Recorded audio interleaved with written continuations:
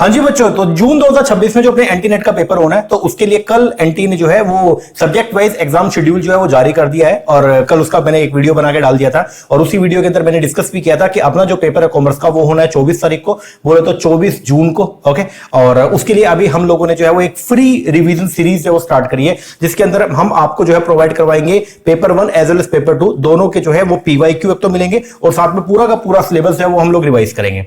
तो आज ये अपना उस रिवीजन सीरीज का फर्स्ट वीडियो है, जिसके अंदर आज हम सबसे पहले जो है वो अपना सबसे इंपॉर्टेंट जो यूनिट है, वैसे तो पेपर 2 कॉमर्स के अंदर 10 यूनिट है टोटल, 10 की 10 जो है वो इंपॉर्टेंट है, लेकिन जो उनमें एक ऐसी यूनिट जिसके अंदर अमेंडमेंट थोड़ी ज्यादा है, तो उसको हम लोग जब आज जो है वो स्टार्ट करेंगे। ठीक है, तो आज हम लोग जो अपना unit number 10 that is income tax and corporate tax planning, इस यूनिट को स्टार्ट करने वाले हैं। तो ये अपना बुक था income tax and corporate tax planning का, तो इसको आज की इस वीडियो के अंदर हम लोग जो है वो शुरू करेंगे। ओके, इसके अंदर जो अपना पूरा सिलेबस था ना, तो उसको हम लोगों ने 21 चैप्टर के अंदर डिवाइड किया था। अगर हम बात करते हैं अपने इनकम टैक्स का, तो इनकम टैक्स का पूरा सिलेबस हम लोगों ने 21 चैप्टर में डिवाइड किया हुआ है। अब ये 21 चैप्टर को हम लोग जो है वो रिवाइज करेंगे 3 वीडियो में। ओके, ये फर्स्ट वीडियो है, आज है अपना 7 जून, तो 7 तारीख को पहली वीडियो आ रही है, और 8 तारीख को इसकी जो बाकी 2 वीडियोस हैं वो मैं अपलोड कर दूंगा। ठीक है, तो आपको मैंने बोला था कि हमारी ऐप के ऊपर 1 रुपए के अंदर हम लोग जो है वो कोर्स आपको प्रोवाइड करवा रहे हैं, जिसके अंदर आपको जो है वो आपके एग्जाम तक बेसिकली जो है पेपर 1 और पेपर 2 दोनों की रिवीजन वीडियो जो है वो फ्री में हम आपको प्रोवाइड करवाएंगे। ओके, ऐप का लिंक डिस्क्रिप्शन में दे रखा है, एक बार देख लेना एक बार। ठीक है ना जी, तो आज हम क्या करने वाले हैं, आज की क्लास के अंदर हम लोग जो है वो इनकम टैक्स को रिवाइज करेंगे। इसके टोटल मिला के 9 चैप्टर है, टोटल 21 चैप्टर है, तो आज की वीडियो में हम टोटल 9 चैप्टर को हम रिवाइज करने वाले हैं। ठीक है ना, तो ये है अपना पार्ट नंबर 1, और पार्ट 1 में हम लोग 9 चैप्टर रिवाइज करेंगे। फिर कल पार्ट 2 और पार्ट 3 आएंगे, पार्ट 2 मॉर्निंग में, पार्ट 3 इवनिंग में। पार्ट 2 के अंदर बाकी 6 चैप्टर, और पार्ट 3 में बचे हुए 6 चैप्टर हम लोग जो पूरा करेंगे। तो ऐसे करके टोटल जो अपने 21 चैप्टर है उसको हम लोग जो रिवाइज करने वाले हैं। ओके जी, अब जब मैंने रेगुलर क्लासेस के अंदर जब इनकम टैक्स आप लोगों को पढ़ाया था, तो आपको मैंने बुक के साथ में कुछ चीजें लिखवाई भी थी। अब आप एक काम कीजिएगा, उसको अपने सामने खोल के बैठ लेना। ठीक है, और अगर आप फर्स्ट टाइम मेरा ये वीडियो देख रहे हैं, तो आप एक काम कीजिएगा, अपनी नोटबुक के अंदर जो है इंपॉर्टेंट बातें जो नोट कर देना वीडियो को पॉज करके। ओके जी, तो हम लोगों ने बहुत तसल्ली से जो है वो इन चैप्टर को कंप्लीट किया है। अब हम लोग जो है इसको फास्ट ट्रैक मोड पे करने वाले हैं। फास्ट ट्रैक के अंदर बेसिकली क्या होगा, मैं प्रोविजन आपको बताते जाऊंगा। ठीक है, हर चैप्टर के अंदर कहां से क्वेश्चन उठ सकता है वो चीजें मैं आपको डिस्कस करते जाऊंगा। डेप्थ में हम नहीं जाएंगे, क्योंकि देखो हमने बहुत तरीके से पूरा का पूरा यूनिट तो निपटा लिया। 21 चैप्टर के ऊपर हमने सेपरेट क्लासेस जो वो लगाई थी। ठीक है, तो अब एक क्लास के अंदर 9 चैप्टर का रिवीजन अगर हम करेंगे तो थोड़ा फास्ट ट्रैक मोड पे होगा। ठीक है ना, तो आप जो क्लासेस के दौरान मैंने आपको नोट्स बनाए वो साथ में खोल के बैठिएगा। ठीक है, और अपनी बुक जो वो साथ में लेके बैठो और पढ़ना शुरू करेंगे। ओके जी, देखो सबसे पहले कंफ्यूजन आप लोगों के माइंड में जो ये चल रही होगी, जो नए बच्चे हैं उनके माइंड में ये चल रहा होगा कि हमको क्या पढ़ के जाना है, हमको इनकम टैक्स एक्ट 1961 पढ़ के जाना है, या हमको इनकम टैक्स एक्ट 2025 पढ़ के जाना है। एज यू नो, अपना जो पुराने वाला एक्ट था वो रिपील हो गया है। ठीक है ना, 1 अप्रैल 2026 से जो पुराने वाला एक्ट था, बोल तो इनकम टैक्स एक्ट 1961 वो रद्द हो गया। उसकी जगह पे नया एक्ट जो है वो आ गया, उसका नाम है इनकम टैक्स एक्ट 1925। तो अपने को पढ़ना कौन सा है, क्या अपने को नया एक्ट पढ़ के जाना है? बिल्कुल नहीं, आप लोगों को पुराना एक्ट ही पढ़ के जाना है, 1961 वाला। उसके पीछे का रीजन क्या था, जो नया एक्ट है वो कब से लागू हुआ है, 1 अप्रैल 2026 से। तो इसका जो ईयर रहेगा, मतलब 1 अप्रैल 2026 से 31 दिन 2027 तक जो आप इनकम कमाओगे, उसके ऊपर जो टैक्स का पेमेंट अगले साल आपको करना है ना, वो करेंगे इनकम टैक्स एक्ट 2025 के हिसाब से, है ना। तो इसलिए अपने जो अभी आपका पेपर होना है, इसके ऊपर ये अपना एक्ट एप्लीकेबल नहीं है। तो अपने को इनकम टैक्स एक्ट 1961 ही पढ़ना है, और साथ में अपने को जो टैक्स के जो रेट है वो अपने को मिलेंगे फाइनेंस एक्ट 2025 पढ़ के जाना है। ओके जी, तो पहला क्वेश्चन तो ये है, क्या आपको इनकम टैक्स एक्ट 2025 पढ़ना है? नहीं, अपने को पढ़ के जाना है इनकम टैक्स एक्ट 1961, और उसके साथ में जो अब जो अपने इनकम टैक्स के रेट जो होते हैं ना, ठीक है, अब इनकम कैसे कंप्यूट करेंगे वो सब प्रोसीजर तो आपके इनकम टैक्स एक्ट में दे रखा है, लेकिन कमाई हुई इनकम के ऊपर जो टैक्स का रेट रहेगा वो आपको कहां पे होता है, हर साल जो है वो बजट के अंदर एक डॉक्यूमेंट आता है जिसको बोलते हैं फाइनेंस बिल। जब वो फाइनेंस बिल संसद में पेश होता है, वहां से पास होता है, तो उसको बोलते हैं फाइनेंस एक्ट। तो अपना जो फाइनेंस एक्ट 2025 है उसके रेट आपको पढ़ के जाने हैं। ओके जी, और ये आपको मैंने बता दिया था कि जो नया वाला एक्ट है फाइनेंस, जो इनकम टैक्स एक्ट 1925 है, ये सॉरी इनकम टैक्स एक्ट 2025 ये कब से एप्लीकेबल होगा, तो ये आपका एप्लीकेबल होगा कब, 1 अप्रैल 2026 2026 से। ओके, तो फिलहाल आपको जो है इनकम टैक्स एक्ट 1961 ही पढ़ के जाना है। ओके जी। अब क्वेश्चन ये था सबसे पहला, what is the primary objective. वैसे तो पढ़ना तो नहीं है, लेकिन क्यों लेके आए, जो नया एक्ट हम क्यों लेके आए थे, उसके पीछे का मोटिव जो है वो क्या था। इनकम टैक्स एक्ट जो नया हम लेके आए 2025, उसके पीछे का मेन एम ये है कि पुराने एक्ट की कुछ कमियां थी, हमने उसको अब यहां पे क्या किया, दूर किया है। तो इनकम टैक्स एक्ट 2025 हम लेके आए to provide a streamline, simplify किया है and modern tax code with reduce compliance burden, consolidate किया प्रोविजन को एंड क्लियर डेफिनेशन। ठीक है ना। तो इस पर्पस के लिए बेसिकली जो है वो नया इनकम टैक्स एक्ट 2025 हम जो है वो लेकर आए हैं। मैं बारी बारी 1925 बोल रहा हूं, तो अगर दोबारा बोल रहा हूं तो समझ जाना मैं 2025 बोल रहा हूं। ठीक है ना। अब क्वेश्चन ये है, does the income tax act 2025 completely replace कर देगा पुराने वाले एक्ट को। यस, जो नया एक्ट आएगा इनकम टैक्स एक्ट 2025 वो पुराने वाले एक्ट को पूरी तरीके से क्या कर देगा, रिप्लेस कर देगा। आगे, is the income tax act 2025 introduce new tax, कि नया जो आपका इनकम टैक्स एक्ट 2025 है क्या उसके अंदर के नए डायरेक्ट नेचर के टैक्सेस को भी इंक्लूड किया गया? नहीं, ऐसा बिल्कुल भी नहीं है। No, the income tax act 2025 does not impose any new tax. Intent जो था नया एक्ट बनाने के पीछे जो हमारा मेन मोटिव था वो क्या था, एक तो जो स्टैट्यूटरी लैंग्वेज है उसको क्या करना, सिंप्लीफाई करना, ताकि आम जन को भी जो है वो क्या बातें समझ में आ जाए। दूसरा, जो स्ट्रक्चरल क्लैरिटी है उसको क्या करना, इंप्रूव करना। फिर जो इंटरप्रिटेशनल डिस्प्यूट्स है उनको क्या करना, रिड्यूस करना। अलाइन करना drafting style with the modern legislative standard and enhance करना वॉलंटरी कंप्लायंस को। ठीक है। सबसे इंपॉर्टेंट क्वेश्चन अगर आया तो ये बन सकता है कि जो नया एक्ट आया और जो पुराना एक्ट था उन दोनों में क्या डिफरेंसेस है। तो जो अपना पुराने वाला एक्ट था 1961 वाला, उसके अंदर टोटल मिला के 819 सेक्शन थे, लेकिन जो नया वाला एक्ट है उसमें टोटल मिला के 536 सेक्शन है। पुराने वाले एक्ट के अंदर जो है वो टोटल 12 शेड्यूल थे, नए वाले एक्ट के अंदर 16 शेड्यूल है। पुराने वाले एक्ट के अंदर 511 रूल्स थे, नए वाले एक्ट के अंदर 333 रूल है, और पुराने वाले एक्ट के अंदर 399 फॉर्म्स थे और नए वाले एक्ट में ओनली 190 फॉर्म है। ठीक है। तो अगर आप कंप्लायंस देखोगे तो नए एक्ट के अंदर जो बहुत ही क्या हो गया, कम हो गया, उसको बहुत ही सिंप्लीफाई किया गया है। ठीक है। अब एक बात ध्यान रखना, पहले जो अपना कॉन्सेप्ट चलता था, जो हम भी अपने एग्जाम के लिए पढ़ के जाएंगे, वो क्या है, प्रीवियस ईयर का असेसमेंट ईयर का। हम ये बोलते हैं कि प्रीवियस ईयर वो ईयर होता है जिस साल हम इनकम को कमाते हैं, और जिस साल कमाई हुई इनकम पे टैक्स का पेमेंट करेंगे उसको बोलते हैं हम लोग क्या, असेसमेंट ईयर। जो नया इनकम टैक्स एक्ट 2025 आ रहा है उसके अंदर जो है ये प्रीवियस ईयर और असेसमेंट ईयर के कॉन्सेप्ट को खत्म कर रहे हैं। अब यहां पे इसकी जगह एक ही वर्ड यूज करेंगे जिसको बोलते हैं हम लोग क्या, टैक्स ईयर। क्या बोलेंगे, टैक्स ईयर। तो ये नया कॉन्सेप्ट आ रहा है टैक्स ईयर का। ठीक है। तो यहां पे प्रीवियस ईयर को भी टैक्स ईयर के बोल के हम लोग जो है वो क्या करेंगे, इंटरप्रेट करेंगे, और जो असेसमेंट ईयर है उसको भी क्या बोलेंगे, टैक्स ईयर बोलेंगे। ठीक है, ये ध्यान रखना। ओके। अब तो अगर हम नटशेल में बात करें तो हमें फाइनेंस एक्ट 2025 जो है वो पढ़ के जाना है। फाइनेंस एक्ट 2025 में जो है 2025-26 में जो आपने इनकम कमाई है उसके ऊपर टैक्स का पेमेंट आपको कब करना है, 26-27 में। तो हमारे लिए जो अपना टैक्स के जो रेट आपको पढ़ के जाने हैं वो नए फाइनेंस एक्ट 2026 के नहीं पढ़ने। जो अभी लेटेस्ट बजट आया था ना अपना फरवरी के अंदर, उसमें जो रेट्स थे वो नहीं पढ़ के जाने, आपको पढ़ना है पुराने वाला एक्ट ही। पुराना मतलब फाइनेंस एक्ट 2025। ठीक है ना। फाइनेंस एक्ट 2025 पढ़ना है, ना कि इनकम टैक्स एक्ट 2025, दोनों अलग अलग होते हैं। ठीक है।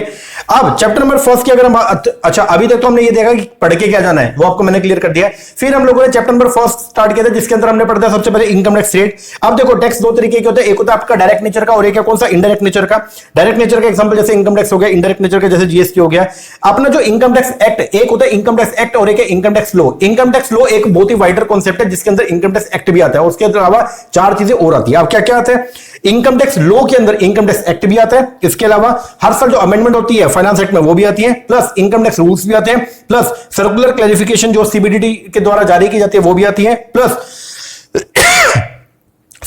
जो जुडिशियल डिसीजंस होते हैं, जो कोर्ट के डिसीजन होते हैं, सुप्रीम कोर्ट के एंड हाई कोर्ट के, वो भी इसके अंदर इंक्लूड होते हैं। अब क्वेश्चन ये था, who has the power to collect और लेवी टैक्सेस। तो टैक्स लगाने की पावर जो है वो किसके पास में थी, कॉन्स्टिट्यूशन के पास में, संविधान के पास में, और कॉन्स्टिट्यूशन अपनी पावर जो है वो डेलीगेट कर दी है। ठीक है ना, किसको, पार्लियामेंट को। तो अपने इंडिया के अंदर डायरेक्ट नेचर के जो टैक्सेस है उनको इंपोज करने की जो पावर है, मतलब वो लगाने की पावर किसके पास में, पार्लियामेंट के पास में। ठीक है। तो आर्टिकल 240 जो था कॉन्स्टिट्यूशन का, वो पावर देता है क्या करने का, टैक्स लगाने का। ठीक है, शेड्यूल 7 में। और शेड्यूल 7 के अंदर टोटल मिला के जो 3 लिस्ट है वो बना रखी है, एक है आपका यूनियन लिस्ट, एक है आपका स्टेट लिस्ट, और एक है कौन सी, कंकरेंट। अगर कोई टॉपिक जो है वो यूनियन लिस्ट के अंदर आ गया तो उस पर कानून बनाने की पावर किसके पास में, सेंट्रल गवर्नमेंट, बोल दो पार्लियामेंट के पास में। अगर कोई टॉपिक जो है वो स्टेट लिस्ट में आ गया तो उसके ऊपर कानून बनाने की जो पावर है वो किसके पास में है, आपका स्टेट लेजिस्लेचर असेंबली के पास में। और अगर कोई टॉपिक जो है वो इंसर्ट हो गया किसमें, कंकरेंट लिस्ट में, तो उसके ऊपर कानून बनाने की पावर जो है वो किसके पास में, दोनों के पास में, पार्लियामेंट के पास में भी, स्टेट लेजिस्लेचर के पास में भी। लेकिन जो अपर एंड रहेगा वो हमेशा किसका रहता है, आपके पार्लियामेंट का। ठीक है। अब जो अपना यूनियन लिस्ट है उसके अंदर जो एंट्री नंबर 82 है वो है आपका taxes on income other than agriculture income. तो अपने इंडिया में इनकम टैक्स लगाने की पावर किसके पास में है? पार्लियामेंट के पास में। लेकिन एग्रीकल्चर इनकम जो होती है अपने हमारे इनकम टैक्स एक्ट के अंदर हम ये बोलते हैं एग्रीकल्चर इनकम इज एग्जेम्प्ट। तो एग्रीकल्चर इनकम अगर मान लो कोई कमाता है तो उसमें टैक्स लगाने की पावर वैसे किसके पास में? स्टेट गवर्नमेंट के पास में। किसके पास में? State government. ठीक है। हर साल हम लोग जो है वो क्या करते हैं? रेट्स के अंदर चेंज लेके आते हैं और चेंज लेके आते हैं अमेंडमेंट, उसको अमेंडमेंट बोलते हैं। चेंज लेके आना उसको बोलते हैं अमेंडमेंट। और हर साल जो अमेंडमेंट लेके आएंगे वो लेके आएंगे कैसे? बजट के अंदर हम एक इंपॉर्टेंट डॉक्यूमेंट जो है इंसर्ट करते हैं उसको बोलते हैं फाइनेंस बिल। फाइनेंस बिल में जो भी चेंजेस अपने को लेके आने होते हैं ना एक्ट में, वो सब हम फाइनेंस बिल में डाल देंगे। फिर उस फाइनेंस बिल को जो है वो both the houses of parliament में पेश किया जाएगा, लोअर हाउस में, अपर हाउस में, वहां से वो पास होगा, देन उसके बाद में वो बन जाएगा आपका फाइनेंस एक्ट। ठीक है। इसके बाद सेंट्रल गवर्नमेंट है, गवर्नमेंट ऑफ इंडिया, उसके अंडर आपका मिनिस्ट्री ऑफ फाइनेंस आ गया। उसके बाद जो है इसके टोटल जो है वो 5 आपके इसके डिपार्टमेंट है और इसी में एक डिपार्टमेंट रेवेन्यू। ठीक है। और डिपार्टमेंट रेवेन्यू के अंदर 2 जो है वो मेन आपके बोर्ड काम करते हैं, एक है CBDT central board of direct taxes और एक है CBIC central board of indirect taxes and custom. ठीक है। तो अपने इंडिया में जो भी डायरेक्ट नेचर के टैक्स है ना उन सबका एडमिनिस्ट्रेशन कौन करता है? सीबीडीटी करता है। ठीक है। अब अपने यहां पे फाइनेंस एक्ट 2025 के अंदर जो है वो फर्स्ट शेड्यूल के अंदर जो वो 3 पार्ट दे रखे हैं। जो फर्स्ट पार्ट है फर्स्ट शेड्यूल का उसके अंदर बेसिकली बता रखा है इनकम टैक्स के रेट फॉर डिफरेंट एसएससी के लिए। पार्ट 2 के अंदर बेसिकली आपको टीडीएस के रेट बता रखे हैं और पार्ट 3 के अंदर आपको जो है वो बता रखे हैं एडवांस टैक्स के रेट। ठीक है। ये थोड़ा ध्यान रखना। अब टैक्स रेट जो है वो 2 तरीके के अपने यहां पे जो आपको देखने को मिलेंगे, एक है आपका ऑप्शनल टैक्स रिजीम और एक आपका डिफॉल्ट टैक्स रिजीम। जो डिफॉल्ट टैक्स रिजीम है इसको न्यू टैक्स रिजीम बोलते हैं। इसको डील करता है सेक्शन 115 बीएसी। हर बार जो है यही वर्ड आएगा अपने सामने, क्या? Section 115 BAC. ओके। तो इसको बोलते हैं डिफॉल्ट टैक्स रिजीम। और डिफॉल्ट टैक्स रिजीम के अंदर बेसिकली एक सिंगल स्लैब है। लेकिन अगर वही बात करेंगे ऑप्शनल टैक्स रिजीम का तो वहां पे बेसिकली आपको मल्टीपल स्लैब देखने को मिलेंगे as per the age of the assessee. वो डिपेंड करते हैं किस पे? असेसी की एज पे। ओके जी। तो सबसे पहले हम बात करते हैं ऑप्शनल टैक्स रिजीम का। ऑप्शनल टैक्स रिजीम के अंदर बेसिकली क्या है कि अगर कोई इंडिविजुअल है या कोई एचयूएफ है या एओपी है या बीओआई है, ठीक है, अगर कोई इंडिविजुअल जिसकी उम्र जो है वो 60 साल से क्या है? कम है, तो उसके लिए जो है, और जिसने जो है वो जो आपका डिफॉल्ट टैक्स रिजीम से क्या हो गया? ऑप्ट आउट हो गया। मतलब इसका मतलब उसने डिफॉल्ट टैक्स रिजीम को फॉलो नहीं किया। तो उस केस के अंदर जो है वो इनकम टैक्स रेट जो है वो क्या रहेगा? 0 से लेकर 2.5 लाख रुपए तक नील, 2.5 लाख से लेकर 5 लाख रुपए तक 5%, फिर 5 से 10 की इनकम के ऊपर कितना? 20% और 10 से ऊपर कितना हो जाएगा? 30%। ठीक है। अगर असेसी जिसकी उम्र जो है वो क्या 60 साल या उससे ऊपर है लेकिन 80 साल से कम है, तो उसके ऊपर जो टैक्स रेट है वो क्या? 0 से लेकर 3 लाख रुपए तक नील, 3 से लेकर के 5 लाख रुपए तक वो कितना है? 5%, 5 से 10 की इनकम के ऊपर कितना? 20% और 10 लाख से ऊपर की इनकम के ऊपर जो है वो कितना है आपका? 30%। और अगर कोई इंडिविजुअल, ठीक है, वो जिसकी उम्र 80 साल या उससे क्या है? ऊपर है, मतलब रेजिडेंट सीनियर सिटीजन है, ठीक है, जिसकी उम्र 80 साल या उससे ऊपर है, तो उसके लिए 0 से लेकर 5 लाख रुपए तक क्या रहेगा? बेसिक एग्जम्पशन लिमिट उसके लिए कितनी है? 5 लाख रुपए। 5 लाख तक कोई टैक्स नहीं है, 5 से 10 की इनकम के ऊपर कितना? 20% और 10 से ऊपर कितना? 30%। ठीक है। अब यहां पे जो है बता रखा है क्या? सरचार्ज का rate. Surcharge is a tax on tax. Surcharge को बोलते हैं हम लोग क्या? Tax on tax. ठीक है। तो पहले आप नॉर्मल टैक्स निकाल लो, उसके बाद आपको जो है अगर आपकी इनकम जो है 50 लाख रुपए को क्या कर गई? क्रॉस कर गई, तो फिर आपको जो है आपके टैक्स के ऊपर एक टैक्स और पे करना पड़ेगा, जिसको जनरली बोलते हैं हम लोग क्या? सरचार्ज। ठीक है। तो यहां पे बता रखा है अगर आपकी इनकम 50 लाख से ऊपर है लेकिन 1 करोड़ रुपए तक है, तो सरचार्ज का जो रेट है वो कितना? 10% है। अगर आपकी इनकम जो 1 करोड़ को एक्सीड करके 2 करोड़ रुपए तक है, तो सरचार्ज का रेट कितना? 15%। अगर आपकी इनकम 2 करोड़ से एक्सीड करके और 5 करोड़ रुपए तक है, तो सरचार्ज का रेट कितना? 25%। और अगर आपकी इनकम जो है 5 करोड़ को एक्सीड करेगी तो सरचार्ज का रेट जो है कितना? 37%। स्पेशल बात ये थी, सरचार्ज का जो रेट था वो कैपिटल गेन, अगर मान लो आपने कोई short term capital gain earn किए सेक्शन 111 ए में, या कोई लॉन्ग टर्म कैपिटल गेन आपने कमाए 112 में या 112 ए के अंदर, ठीक है, या कोई डिविडेंड इनकम है, तो उसमें सरचार्ज कभी भी 15% से एक्सीड नहीं करेगा, चाहे आपकी इनकम कितनी भी क्यों ना हो गई हो। फिर हमने पढ़ा था एओपी के ऊपर सरचार्ज का रेट कितना? अगर एओपी की इनकम 50 लाख से एक्सीड है लेकिन 1 करोड़ तक है, तो सरचार्ज का रेट है 10%, और अगर 1 करोड़ को एक्सीड करके तो सरचार्ज का रेट कितना? 15%। कितना? 15%। कोऑपरेटिव सोसाइटी के लिए हमने जो है वो क्या पढ़ा था? अगर किसी कोऑपरेटिव सोसाइटी की इनकम जो है वो 10,000 रुपए तक है, तो टैक्स का रेट जो है वो क्या है आपका? 10% है ऑफ द टोटल इनकम। अगर कोऑपरेटिव सोसाइटी की इनकम जो 10,000 से एक्सीड करके लेकिन 20,000 रुपए तक है, तो कितना? 1,000 प्लस 20% उस एक्स्ट्रा इनकम पे। और अगर कोई कोऑपरेटिव सोसाइटी की जो इनकम है वो 20,000 से एक्सीड कर गई, तो कितना टैक्स जो रहेगा वो कितना रहेगा? 3,000 प्लस 20,000 से ऊपर की जो भी इनकम है उसके ऊपर कितना? 30%। और इनके लिए जो सरचार्ज है वो क्या है? अगर इनकी इनकम 1 करोड़ से एक्सीड करती है और 10 करोड़ रुपए तक है, तो सरचार्ज है आपका 7%, और 10 करोड़ से अगर इनकम एक्सीड कर गई तो सरचार्ज कितना? 12%। फर्म के ऊपर जो टैक्स जो फ्लैट फर्म के ऊपर जो टैक्स रेट है वो क्या फ्लैट रेट है, और वो आपका कितना 30% है, और सरचार्ज कितना 12% है अगर फर्म की जो इनकम है वो 1 करोड़ से क्या करती है एक्सीड करती है। एमएमआर की बात करें is the maximum marginal rate, और इसको बोलते हैं हम लोग it is the highest slab of income जो एक इंडिविजुअल के ऊपर एप्लीकेबल होता है। ठीक है, फिर इसके बाद में फिर हमने पढ़ा था यहां पे था आपका मार्जिनल रिलीफ। अगर कभी कभी ऐसा होता है कि मान लो हमारी इनकम जो है वो बढ़ गई, ठीक है, हमारी इनकम जो है वो बढ़ी और मतलब इतनी बढ़ गई कि हमारे ऊपर सरचार्ज एप्लीकेबल हो गया। ठीक है, तो अब हम यहां पे ये देखते हैं कि अगर मान लो वो इनकम हमारी ना होती तो नॉर्मल टैक्स कितना लगता, और वो इनकम है उसकी वजह से हमारा टैक्स अब कितना, अगर मान लो टैक्स इतना बढ़ेगा कि वो इनकम को भी सरपास कर गया तो जितना एक्स्ट्रा है ना उसका आपको क्या मिल जाएगी, मार्जिनल रिलीफ मिल जाएगी। वो हमने पढ़ लिया था, ये क्वेश्चन मैंने करवाया था, एक बार देख लेना। ठीक है, इसके बाद फिर हमने पढ़ा था सबसे पहले आप इनकम टैक्स निकालो, देन उसके बाद में आपको जो है ऐड करना है उसमें सरचार्ज, टैक्स ऑन टैक्स। ठीक है, और उसके बाद में फिर उसमें ऐड करेंगे HEC, health and education cess. अब ये जो हेल्थ एंड एजुकेशन सेस है इसका मतलब ये भी एक तरीके का टैक्स है, गवर्नमेंट आपसे जो चार्ज कर रही है, और इस पैसे को बेसिकली लगाया जाएगा अपने इंडिया में किसके ऊपर, हेल्थ के ऊपर, और साथ में किस पे, एजुकेशन के ऊपर। ओके जी, अब ना एक होता है सरचार्ज और एक है आपका HEC, दोनों में क्या फर्क है देखो। सरचार्ज जो है, सरचार्ज बेसिकली सरचार्ज का पैसा जो गवर्नमेंट इकट्ठा करती है उसको वो किसी भी पर्पस के लिए लगा सकते हैं। देखो गवर्नमेंट आपसे टैक्स इकट्ठा करती है तो गवर्नमेंट के लिए वो रेवेन्यू रिसीट है, गवर्नमेंट की वो इनकम है ना। अब सरचार्ज के पैसे को गवर्नमेंट कहीं पे भी यूज कर सकती है, लेकिन अगर गवर्नमेंट ने आपसे HEC सेस मांग लिया तो सेस के पैसे को उसी पर्पस के लिए यूज करना पड़ेगा जिस पर्पस के लिए जो है उसको कलेक्ट किया गया है। जैसे सरचार्ज के पैसे को गवर्नमेंट कहीं पे भी लगा सकती है, लेकिन हेल्थ एंड एजुकेशन सेस के पैसे को गवर्नमेंट ओनली लगाएगी किस पे, या तो हेल्थ पे और या फिर किस पे, एजुकेशन पे। ओके, लेकिन अपने इंडिया के अंदर जनरली सरचार्ज का जो भी पैसा इकट्ठा होता है उसको गवर्नमेंट जो है वो अपने NHAI को प्रोवाइड करवाती है, बेसिकली जो नेशनल हाईवे अथॉरिटी है ना उसको प्रोवाइड करवाती है नेशनल हाईवे को बिल्डअप करने के लिए। ओके जी, फिर इसके बाद में हम लोगों ने जो पढ़ा था आपका डिफॉल्ट टैक्स रिजीम, इसको डील करता है सेक्शन 115 BAC, और 115 BAC के अंदर एक ही सिंगल जो है स्लैब रेट है, चाहे आपकी जो एज है वो 60 साल हो, 60 से कम हो, 60 से फालतू, 80 हो, 80 से ऊपर हो, चाहे 100 साल हो, आपके ऊपर एक ही जो है टैक्स रिजीम जो है वो एप्लीकेबल होगा। और वो क्या है, 0 से लेकर 4 लाख रुपए तक जो है वो क्या है नील, 4 लाख से लेकर 8 लाख रुपए तक है 5%, 8 से 12 की इनकम के ऊपर 10%, 12 से 16 की इनकम पे 15%, 16 से 20 की इनकम पे 20%, और 20 से 24 की इनकम पे 25%, और अगर आपकी इनकम 24 लाख से क्रॉस कर गई तो 24 से ऊपर जितने भी इनकम होगी उसके ऊपर फ्लैट 30% के रेट से आपके ऊपर टैक्स एप्लीकेबल होगा। ठीक है, अब एक स्पेशल बात ये है, मैक्सिमम सरचार्ज रेट जो है सेक्शन 115 BAC में वो कितना है 25% का, और individual HF are not liable to pay AMT, alternate minimum tax इनको पे करने की जरूरत नहीं है अगर उन्होंने सेक्शन 115 BAC को ऑप्ट कर लिया है तो। ठीक है, इसके बाद अगर आपने सेक्शन 115 BAC ऑप्ट कर लिया तो ये डिडक्शन आपको अवेलेबल नहीं होगी। वेरी वेरी वेरी इंपॉर्टेंट, यहां से क्वेश्चन बन सकता है, सर्टेन डिडक्शन और exemption not allowable while computing total income, the following deduction और exemption will not be allowed. ठीक है, कौन कौन सा, लीव ट्रैवल कंसेशन का डिडक्शन, हाउस रेंट अलाउंस का exemption in respect of special allowances. ठीक है, इसके अलावा डेली अलाउंस हो गया, या एग्जम्पशन ऑन क्लब्ड इनकम तो माइनर चाइल्ड हो गया, deduction for the special economic zone, entertainment allowance हो गया, प्रोफेशनल टैक्स डिडक्शन हो गया, interest on loan taken for the self occupied house property, additional depreciation, deposit in tea coffee rubber development account, deposit in the site restoration account, ये सब deduction आपको available नहीं होगी। लेकिन अगर आपने सेक्शन 115 BAC ऑप्ट किया हुआ है तो आपको 80C से 80U की डिडक्शन भी अवेलेबल नहीं होगी, इनको छोड़ के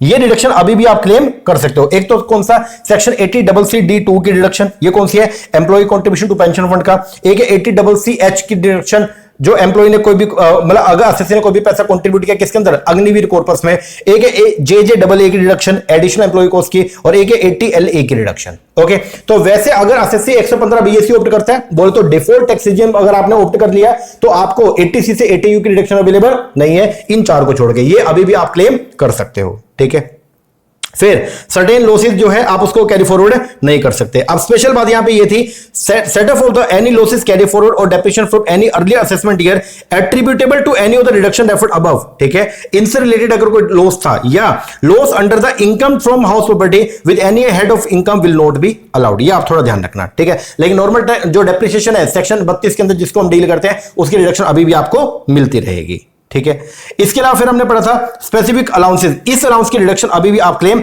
कर सकते हो। कौन कौन से, ट्रैवलिंग अलाउंस हो गया, या ट्रांसफर अलाउंस हो गया, कन्वेंस अलाउंस हो गया, डेली अलाउंस हो गया, या आपका ट्रांसफर अलाउंस। ये चार ऐसे अलाउंस है जिनकी आपको एग्जम्पशन जो है आप क्लेम कर सकते हो। ठीक है, इसके बाद फिर हमने ये पढ़ा था, ये तो नॉर्मल सा है कि सरचार्ज का रेट जो है वो क्या मैक्सिमम रेट जो रहेगा वो क्या रहेगा। अगर एसएससी ने सेक्शन 115 बीए से ऑप्ट कर लिया तो मैक्सिमम सरचार्ज का जो रेट रहेगा वो क्या रहेगा आपका 25%। इसके अलावा अगर आप जो है वो क्या करते हो, सेक्शन 115 बीए से ऑप्ट करते हो तो सैलरी हेड के अंदर आपको आप 75,000 की डिडक्शन जो है वो क्लेम कर सकते हो। जो सैलरी डिडक्शन है वो कितनी रहेगी 75,000 की, ठीक है। इसके बाद फिर ऑप्शनल टैक्स रिजीम हो गया, ये क्वेश्चन के हिसाब से मैंने करवाया था, ये एक बार पढ़ के जाना आप साथ में, ठीक है। फिर रिबेट की बात करते हैं, रिबेट को डील करते हैं सेक्शन 87A। अब अगर एसएससी ने ऑप्शनल टैक्स रिजीम ऑप्ट किया हुआ है तो रिबेट जो है वो क्या रहेगा आपका, अगर आपकी टैक्सेबल इनकम जो है वो 5 लाख तक है, ठीक है, तो रिबेट आपको कितने मिलेगी 12,500 या actual tax which ever is less. लेकिन अगर एसएससी ने डिफॉल्ट टैक्स रिजीम ऑप्ट कर लिया सेक्शन 115 बीएससी को, तो यहां पे जो आपका सेक्शन 87A में जो आपको रिबेट मिलेगी वो कितने मिलेगी, अगर एसएससी की टोटल इनकम जो है वो 12 लाख से क्या है कम है, टैक्सेबल इनकम आपकी 12 लाख से कम है, तो जितना भी टैक्स निकल रहा है वो या फिर 60,000 विच एवर इज लेस, उसकी आपको क्या मिल जाएगी रिडक्शन सेक्शन 87A के अंदर, ठीक है ना, ये ध्यान रखना। तो अगर ऑप्शनल टैक्स रिजीम है तो ये, और अगर डिफॉल्ट टैक्स रिजीम है तो डिडक्शन जो रहेगी आपकी यहां पे कितना 60,000। ओके, आगे। अच्छा, ये जो रिबेट होती है सेक्शन 87A की, rebate is not available in case of non resident individual, resident या non resident, HUF, AOP, BOI और any tax payer other than resident individual. इसका मतलब सेक्शन 87A का जो रिबेट मिलती है वो ओनली एंड ओनली किसके लिए होती है, रेजिडेंट इंडिविजुअल के लिए, ठीक है जी। अच्छा, tax rate for the company की अगर बात करें तो कंपनी के ऊपर टैक्स रेट जो नॉर्मल कितना है आपका, वो डिपेंड करता है आपकी टोटल टर्नओवर पे। अगर आपकी टोटल टर्नओवर जो है 2023-24 प्रीवियस ईयर की जो है वो 400 करोड़ से एक्सीड नहीं किया तो टैक्स रेट रहेगा 25% ऑफ द टोटल इनकम, और अगर 400 करोड़ से एक्सीड कर गई तो टैक्स रेट रहेगा आपका 30% ऑफ द टोटल इनकम। और लोअर टैक्स जो है वो भी आप ऑप्ट कर सकते हो सेक्शन 115 BAA और BAB। बस आपको ये याद करना है BAA के अंदर जो टैक्स रेट है वो कितना 22% और BAB में जो टैक्स रेट है वो कितना आपका 15%। ओके, फॉरेन कंपनी के ऊपर जो टैक्स रेट है वो कितना आपका 35%, कितना 35%। और सरचार्ज जो इनका वो क्या रहेगा कम रहेगा। अगर foreign company taxable income 1 crore से एक्सीड करती हो 10 करोड़ रुपए तक है तो सरचार्ज है 2%, और 10 करोड़ से एक्सीड करेगी तो सरचार्ज कितना होगा 5%। एचईसी वही लगेगा कितना 4% का, ठीक है। इसके बाद जो स्पेशल बातें और हमने पढ़ी थी, ये कुछ स्पेशल टैक्स रेट थे आपके, कुछ इनकम टैक्स रेट के अंदर जो बता रखे हैं सेक्शन 115BB के अंदर जो है वो बता रखे जो आपकी कैजुअल इनकम है, जैसे income from lottery, crossword puzzle हो गया, हॉर्स रेस हो गया, इसके ऊपर टैक्स रेट जो है वो कितना 30% है। Income of non resident foreign citizen sportsman, अगर इंडिया के अंदर आता है और यहाँ पे कुछ खेलता है या फिर यहाँ पे एडवर्टीजमेंट करके कोई पैसा कमाता है तो उसके ऊपर जो टैक्स का रेट है वो कितना 20%। एनोनिमस डोनेशन के ऊपर टैक्स रेट कितना 30%। Income of an Indian company by way of dividend declare, distribute और paid by specific foreign company वो कितना है आपका 15%, ठीक है। डीम्ड इनकम के ऊपर जो टैक्स रेट है वो फ्लैट कितना है 60% है। Income by way of royalty in respect of patent developed and registered in India कितना 10%। Income by transfer of carbon credit वो कितना है 10%। Income from online games added ये कितना है आपका 30%। ये ध्यान रखना कि ऑनलाइन गेम्स के ऊपर जो टैक्स रेट है वो कितना आपका 30% का, ठीक है। आगे बढ़ते हैं, ये कुछ स्पेशल जो है वो आपके टैक्स रेट थे। फिर हमने पढ़ा था चैप्टर नंबर 2 अपना। चैप्टर नंबर 2 के अंदर हमने पढ़ा था कि भाई अपने इंडिया में जो इनकम टैक्स की शुरुआत कैसे की गई। तो अपने इंडिया में इनकम टैक्स की शुरुआत करने वाले थे आपके सर जेम्स विल्सन। 1860 के अंदर इन्होंने पहली बार इंडिया के अंदर इनकम टैक्स है वो क्या किया इंपोज किया था। क्यों किया था, क्योंकि अपने यहाँ पे 1857 के अंदर जो मिलिट्री म्यूटनी हुई थी उससे अंग्रेजों का बहुत नुकसान हो गया था। उस नुकसान की भरपाई के लिए उन्होंने अपने इंडिया में एक टैक्स लगा दिया जिसको बोलते हैं हम लोग क्या इनकम टैक्स। ये हमने पढ़ा था। अब अपने यहाँ पे अगर हम एडमिनिस्ट्रेटिव हियरार्की की बात करते हैं तो जो मिनिस्ट्री ऑफ फाइनेंस है उसके अंदर डिपार्टमेंट रेवेन्यू और उसके अंदर एक है सीबीडीटी और एक है सीबीआईसी। डायरेक्ट नेचर के जो भी टैक्सेस है उन सबको एडमिनिस्ट्रेट करने का जो काम है वो कौन करता है सीबीडीटी, और जो इनडायरेक्ट नेचर के टैक्सेस है उनका एडमिनिस्ट्रेशन का काम कौन करता है सीबीआईसी, ठीक है जी। फिर हमने 82 एंट्री नंबर 82 आपको मैंने बता दिया था वहां पे क्या क्या लिखा हुआ है, ठीक है। एक होते हैं आपके income tax rule. Income tax rule की अगर बात करते हैं तो इनकम टैक्स रूल जो है वो कौन करता है, बोर्ड बोल तो सीबीडीटी जो है वो क्या करता है टाइम टू टाइम पे जो इनकम टैक्स रूल से वो बनाता रहता है, ठीक है। क्या करने के लिए, इस एक्ट को मतलब कैरी आउट करने के लिए, ये थोड़ा ध्यान रखना, ठीक है। पहली बार जो इनकम टैक्स रूल जो है वो आए थे आपके 1962 के अंदर और इनको बोलते हैं इनकम टैक्स रूल 1962, और हर साल इसमें अमेंडमेंट होती रहती है। सर्कुलर या नोटिफिकेशन कौन इशू करता है, सीबीडीटी करता है, और ये अप्लाई होता है ओनली किस पे, इनकम टैक्स अथॉरिटी पे, ठीक है जी। अब इनकम की अगर बात करें तो इनकम का मतलब यहाँ पे क्या है, तो 5 हेड की जो इनकम है उसको अगर जोड़ दे तो उसको बोलते हैं हम लोग क्या, ग्रॉस टोटल इनकम, ठीक है। अब यहां पे कुछ बता रखे कैसे कैसे हम कंप्यूटेशन कैसे करते हैं। पहले पांचों हेड की इनकम को हम जोड़ेंगे, ठीक है। लेकिन पांचों हेड की इनकम को जोड़ने से पहले हम लोग जो एसएससी है ना, उसका सबसे पहले हम क्या निकालेंगे, रेसिडेंशियल स्टेटस सेक्शन 6 के हिसाब से पहले स्टेटस निकाल लिया। फिर उसके बेस पर हम लोग क्या करेंगे, उसकी ग्रोस टोटल इनकम निकालेंगे। उसमें से हम क्या करेंगे, माइनस करेंगे डिडक्शन एटीसी से एटीयू करने के बाद जो आएगा वो होगी आपके क्या, टैक्सेबल इनकम। फिर टैक्सेबल इनकम के ऊपर टैक्स रेट जो है वो लगाएंगे। अगर कोई सरचार्ज लगता है तो वो हम जो है वो क्या करेंगे, एप्लीकेबल करेंगे। एचईसी है तो वो उसमें ऐड करेंगे। अगर कोई रिलीफ बनती है सेक्शन 89 की आपकी तो उसको माइनस करेंगे। फिर अगर आपने कोई डीडीएस एडवांस टैक्स को पहले से पे कर रखा था उसको हम क्या करेंगे, माइनस करेंगे। बैलेंस अमाउंट जो है वो आपका क्या है, gross tax net tax liability, उसको राउंड ऑफ करेंगे नियरेस्ट मल्टीपल रुपीज 10 में, और वो आपको क्या करना पड़ेगा, पे करना पड़ेगा। ओके जी। अब यहां पे जो है वो टैक्स लगाने के लिए आपको क्या चाहिए, टैक्स का रेट चाहिए। रेट दो तरीके के होते हैं, एक है जनरल रेट, इसको स्लैब रेट बोलते हैं, और एक है आपके स्पेशल रेट। अब स्पेशल जो इनकम होती है उसके ऊपर जो टैक्स लगता है वो स्पेशल रेट से लगेगा। तो बता रखे है on short term capital gain जो सेक्शन 111A के अंदर आता है, तो इसके ऊपर जो टैक्स का रेट है वो कितना, आज की डेट में 20%। पहले था 15, लेकिन अब जो है वो कितना हो गया, 20%। सेक्शन 112 में जो लॉन्ग टर्म कैपिटल गेन है उसके ऊपर जो टैक्स रेट है आज की डेट में वो कितना है, 12.5%। इसके अलावा लॉन्ग टर्म कैपिटल गेन जिसको सेक्शन 112A में जो है हमने क्या कर रखा है, रेफर किया हुआ है, ये कौन सा होता है, अगर आपने प्रीवियस ईयर में कोई भी ट्रांसफर किया इक्विटी शेयर या इक्विटी ओरिएंटेड म्यूचुअल फंड जिस पे एसटीडी आपने पे किया, और पे करने पर अगर आपको कोई लॉन्ग टर्म कैपिटल गेन हुआ ना, तो उसके ऊपर जो टैक्स का रेट है वो आज के रेट में कितना है, 12.5। पहले कितना था, 10% था। ये थोड़ा ध्यान रखना, ठीक है। इसके अलावा कोई और लॉन्ग टर्म कैपिटल गेन है तो उस पर जो टैक्स रेट है कितना, 12.5, और जो शॉर्ट टर्म कैपिटल गेन है उस पर टैक्स रेट है वो क्या, स्लैब रेट में, उसको मतलब स्लैब रेट के हिसाब से जो उसके ऊपर क्या लगेगा, टैक्स लगेगा। विनिंग फ्रॉम लॉटरी क्रॉसर पर्सन इस पे कितना, 30% है। Tax on the income from patent, patent के ऊपर अगर कोई कमाई करी उसके ऊपर टैक्स रेट कितना, 10% है। अब क्वेश्चन है इनकम, इनकम का मतलब जो पांचों हेड की इनकम है उसको जब जोड़ लो तो उसको बोलेंगे हम लोग क्या, इनकम। अब इनकम के रिस्पेक्ट में कुछ स्पेशल बातें थी। अच्छा, एक होता है की मैन इंश्योरेंस पॉलिसी, एक एम्प्लॉयर अपने एम्प्लॉय का जो उसका मेन बंदा है ना उसका कई बार इंश्योरेंस करवा लेगा, ठीक है। अब की मैन इंश्योरेंस पॉलिसी का अगर कोई पैसा मिलता है तो क्वेश्चन है किसको मिला पैसा। अगर पैसा मिलता है एम्प्लॉयर को तो उसके लिए वो टैक्सेबल होगा कहां, पीजीबीपी हेड में। अगर पैसा मिला एम्प्लॉय को तो वो उसके लिए टैक्सेबल होगा कहां पे, सैलरी हेड में। और अगर पैसा मिला एम्प्लॉय के रिलेटिव्स को या एम्प्लॉय के घर वालों को तो फिर वो टैक्सेबल होगा कहां पे, अदर सोर्स में। ओके जी। इसके अलावा कॉन्सेप्ट ऑफ इनकम की बात करें तो इनकम के लिए बोलते हैं देयर शुड बी, होना चाहिए डेफिनेट सोर्स ऑफ इनकम। दूसरा, इनकम चाहे आपने लीगल वे में कमाई हो चाहे इलीगल इनकम भी कमाई है तो भी इनकम टैक्स वाले बोलते हैं हम तो उसके ऊपर क्या लेंगे, टैक्स लेंगे ही लेंगे, ठीक है। इनकम आपके रेगुलर भी हो सकती है, पीरियोडिक भी हो सकती है। Income should be receive from the outside. दूसरा, ये जरूरी नहीं है कि इनकम हमेशा मनी के फॉर्म में कमाए, आप काइंड के अंदर भी इनकम कमा सकते हैं। तो अपने को क्या करना पड़ेगा, फिर उसका जो है वो मनी वर्स निकालनी पड़ेगी, ठीक है। इनकम टेम्परेरी या परमानेंट इनकम कोई भी हो सकती है। अगर कोई भी पैसा आपको रिसीव होता है धर्मादा या गौशाला, गौशाला को अगर जो भी पैसा मिलता है ना तो वो जो है वो इनकम का पार्ट नहीं है। अगर वाइफ को कोई पिन मनी मिलती है क्या करने के लिए, घर का खर्च चलाने के लिए, तो वाइफ की इनकम नहीं है। डिस्प्यूटेड इनकम के केस में क्या होता है, जिस पर्सन को इनकम क्या रिसीव हो रही है उसको उसके ऊपर टैक्स पे करना पड़ेगा। एक होता है डाइवर्जन ऑफ इनकम, एक एप्लीकेशन। डाइवर्जन होता है लीगली, ठीक है, और जो एप्लीकेशन है, एप्लीकेशन इनकम, ये होता है क्या, वॉलंटरी। डाइवर्जन के अंदर अगर मान लो मैंने अपनी इनकम जो है वो आपके नाम पे डाइवर्ट कर दी, लीगली कुछ था इसलिए मैंने आपको आपके नाम पे डाइवर्ट करी, ओके, तो उसके ऊपर टैक्स आपको पे करना पड़ेगा। मुझे मेरी अवेलेबिलिटी उसके ऊपर टैक्स पे करने की नहीं है। लेकिन एप्लीकेशन के अंदर चाहे मैंने अपनी इनकम वॉलंटरी अपनी इच्छा से आपको पे कर दी, ठीक है, आपको दे दी, लेकिन उस पर टैक्स लायबिलिटी मेरी रहेगी। ओके जी। इसके अलावा इनकम का मतलब प्लस माइनस दोनों हो सकता है। माइनस का मतलब ये है loss, hence losses are also include in the term income. GTI क्या होता है, पांचों हेड की इनकम को जोड़ दे तो उसको बोलता है ग्रॉस टोटल इनकम। उसमें से अगर हम 80C से 80U की रिडक्शन माइनस कर दे तो वो है आपकी टोटल इनकम, ठीक है।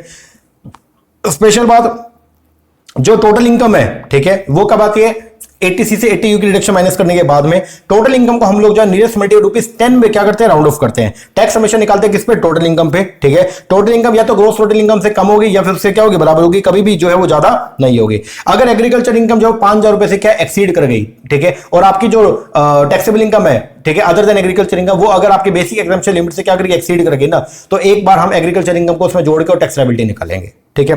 एक होती है कैजुअल इनकम, कभी कभार होने वाली इनकम जो है वो उसको बोलते हैं हम लोग क्या, casual income, which is accidental and without any stipulation, ठीक है। लेकिन कैजुअल इनकम में कैपिटल गेन हो गया या पीजीबीपी की इनकम, इसको हम इंक्लूड नहीं करते, ये बात ध्यान रखना। कैजुअल इनकम के बारे में खास बात क्या थी कि अगर कैजुअल इनकम को कमाने में कोई खर्चा किया, खर्चे की कोई भी रिडक्शन नहीं मिलेगी। अगर मान लो कोई कैजुअल इनकम को कमाने में कोई लॉस हो गया था तो लॉस को आप सेट ऑफ नहीं कर सकते।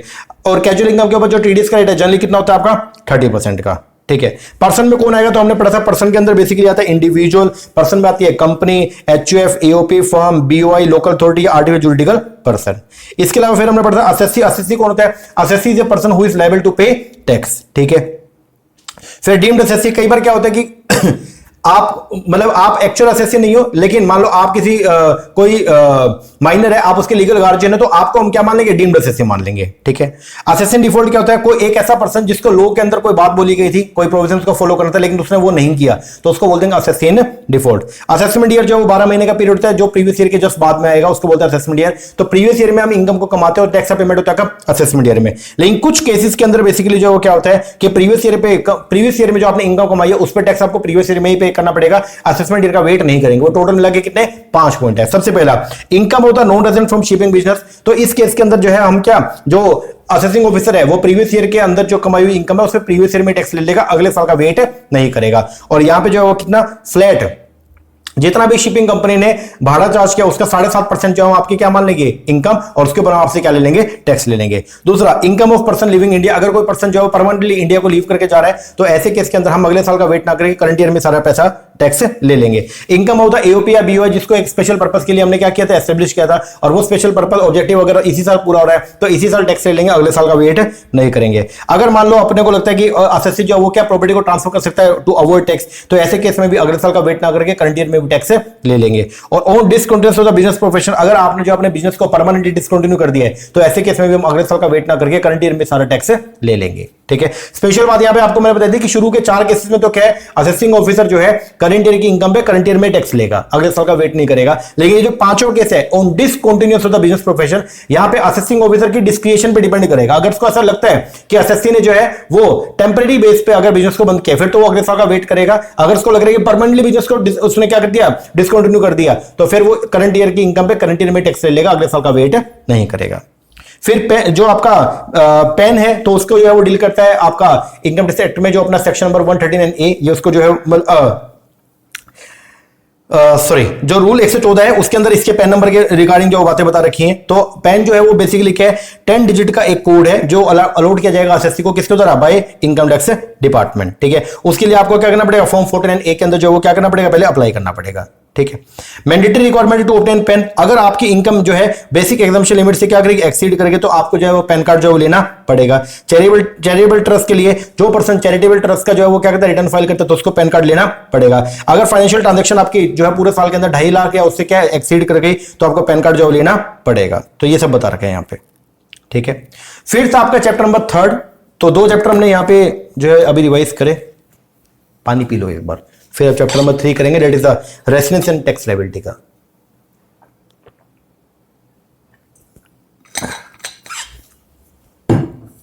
चलो, जो चैप्टर नंबर 3 है वो है आपका residence and tax liability. Okay, इसके अंदर हमने पढ़ा था, देखो सबसे पहले रेजिडेंशियल स्टेटस। देखो अपने इंडिया में इनकम के ऊपर टैक्स जो लगता है ना, वो लगता है on the base of residential status, ना कि सिटीजनशिप के हिसाब से। ठीक है।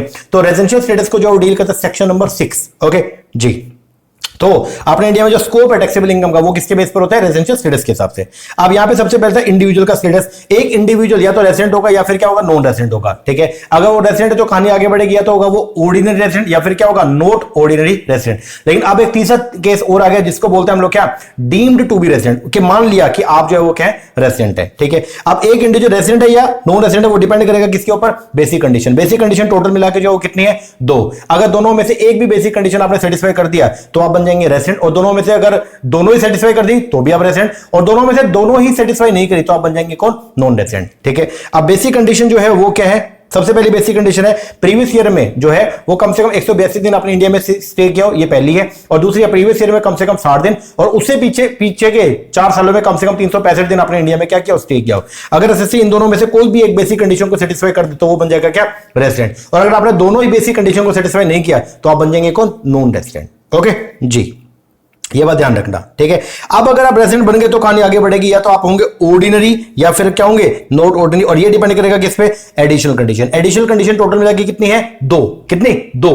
और वो 2 कंडीशन जो है अगर आपने दोनों के दोनों सेटिस्फाई करी तो आप बनेंगे क्या, रेजिडेंट एंड द ऑर्डिनरी। ठीक है। और अगर आपने दोनों में से एक ही कंडीशन को सेटिस्फाई किया या दोनों में से एक भी एडिशनल कंडीशन सेटिस्फाई नहीं करी तो आप बन जाएंगे कौन, आपके नॉट ऑर्डिनरी रेजिडेंट। रेजिडेंट तो है लेकिन नॉट ऑर्डिनरी। ओके जी। अब यहां पे जो है कुछ एक्सेप्शन था। बेसिक कंडीशन टोटल मिला के कितनी थी, 2 थी ना। एक थी या तो प्रीवियस ईयर में 182 दिन इंडिया में स्टे किया, या प्रीवियस ईयर में 60 दिन, उससे पीछे के 3 सालों में 4 सालों में 365 दिन इंडिया में आपने क्या किया, स्टे किया हो। लेकिन इन लोगों के लिए, किस किस के लिए, अगर आप कोई इंडियन सिटीजन जो इंडिया को लीव करके जा रहे हैं, इंडिया को छोड़ के जा रहे हैं परमानेंटली, ठीक है, एम्प्लॉयमेंट पर्पस के लिए, या वो क्या है, क्रू मेंबर है किसका, इंडियनशिप का, या अगर कोई इंडियन सिटीजन या पर्सन ऑफ इंडियन ओरिजिन जो है, जो इंडिया में विजिट करने के लिए आता है, तो इनके लिए जो है वो 60 दिन वाली कंडीशन अब एप्लीकेबल नहीं है। इनके लिए इनका रेसिडेंट होना या नॉन रेसिडेंट होना 182 दिन की कंडीशन पे ही एप्लीकेबल होगा। ओके जी।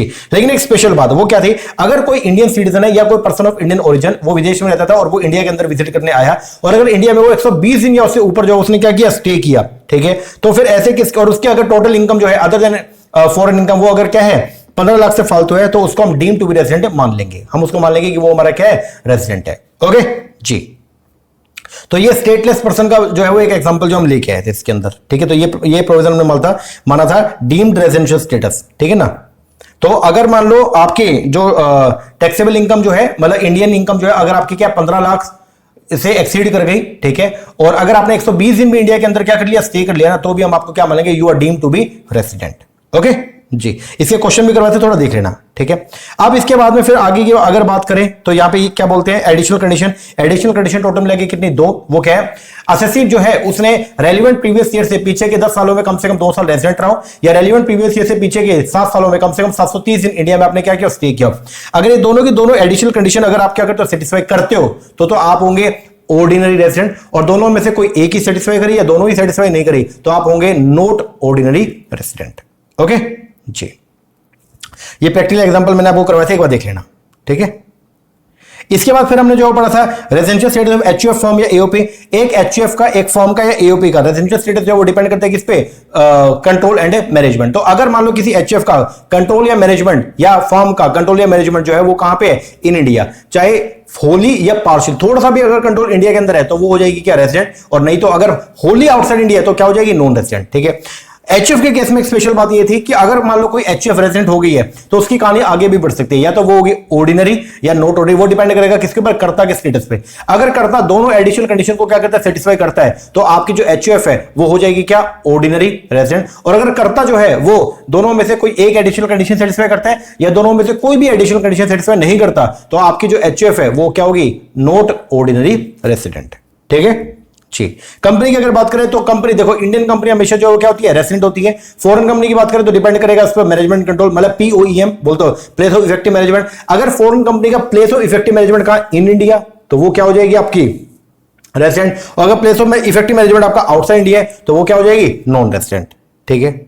इसके अलावा अदर पर्सन की अगर कभी आपने रेजिडेंशियल स्टेटस देखना हो तो आप बस ये देखो कि उनका मैनेजमेंट कंट्रोल कहां है। अगर मैनेजमेंट कंट्रोल थोड़ा सा भी इंडिया के अंदर है ना, तो वो क्या बन जाएंगे, रेजिडेंट, और मैनेजमेंट कंट्रोल पूरा का पूरा अगर बाहर है तो वो क्या बन जाएंगे, आपके नॉन रेजिडेंट, ठीक है जी। अब यहां पे हमने देखा था स्कोप ऑफ टोटल इनकम। तो देखो 2 तरह की इनकम हमने देखी थी, एक होती है आपकी इंडियन इनकम और एक होती है आपकी कौन सी, फॉरेन इनकम। इन दोनों को मिला करके तो आपकी टोटल इनकम बनती है, यस।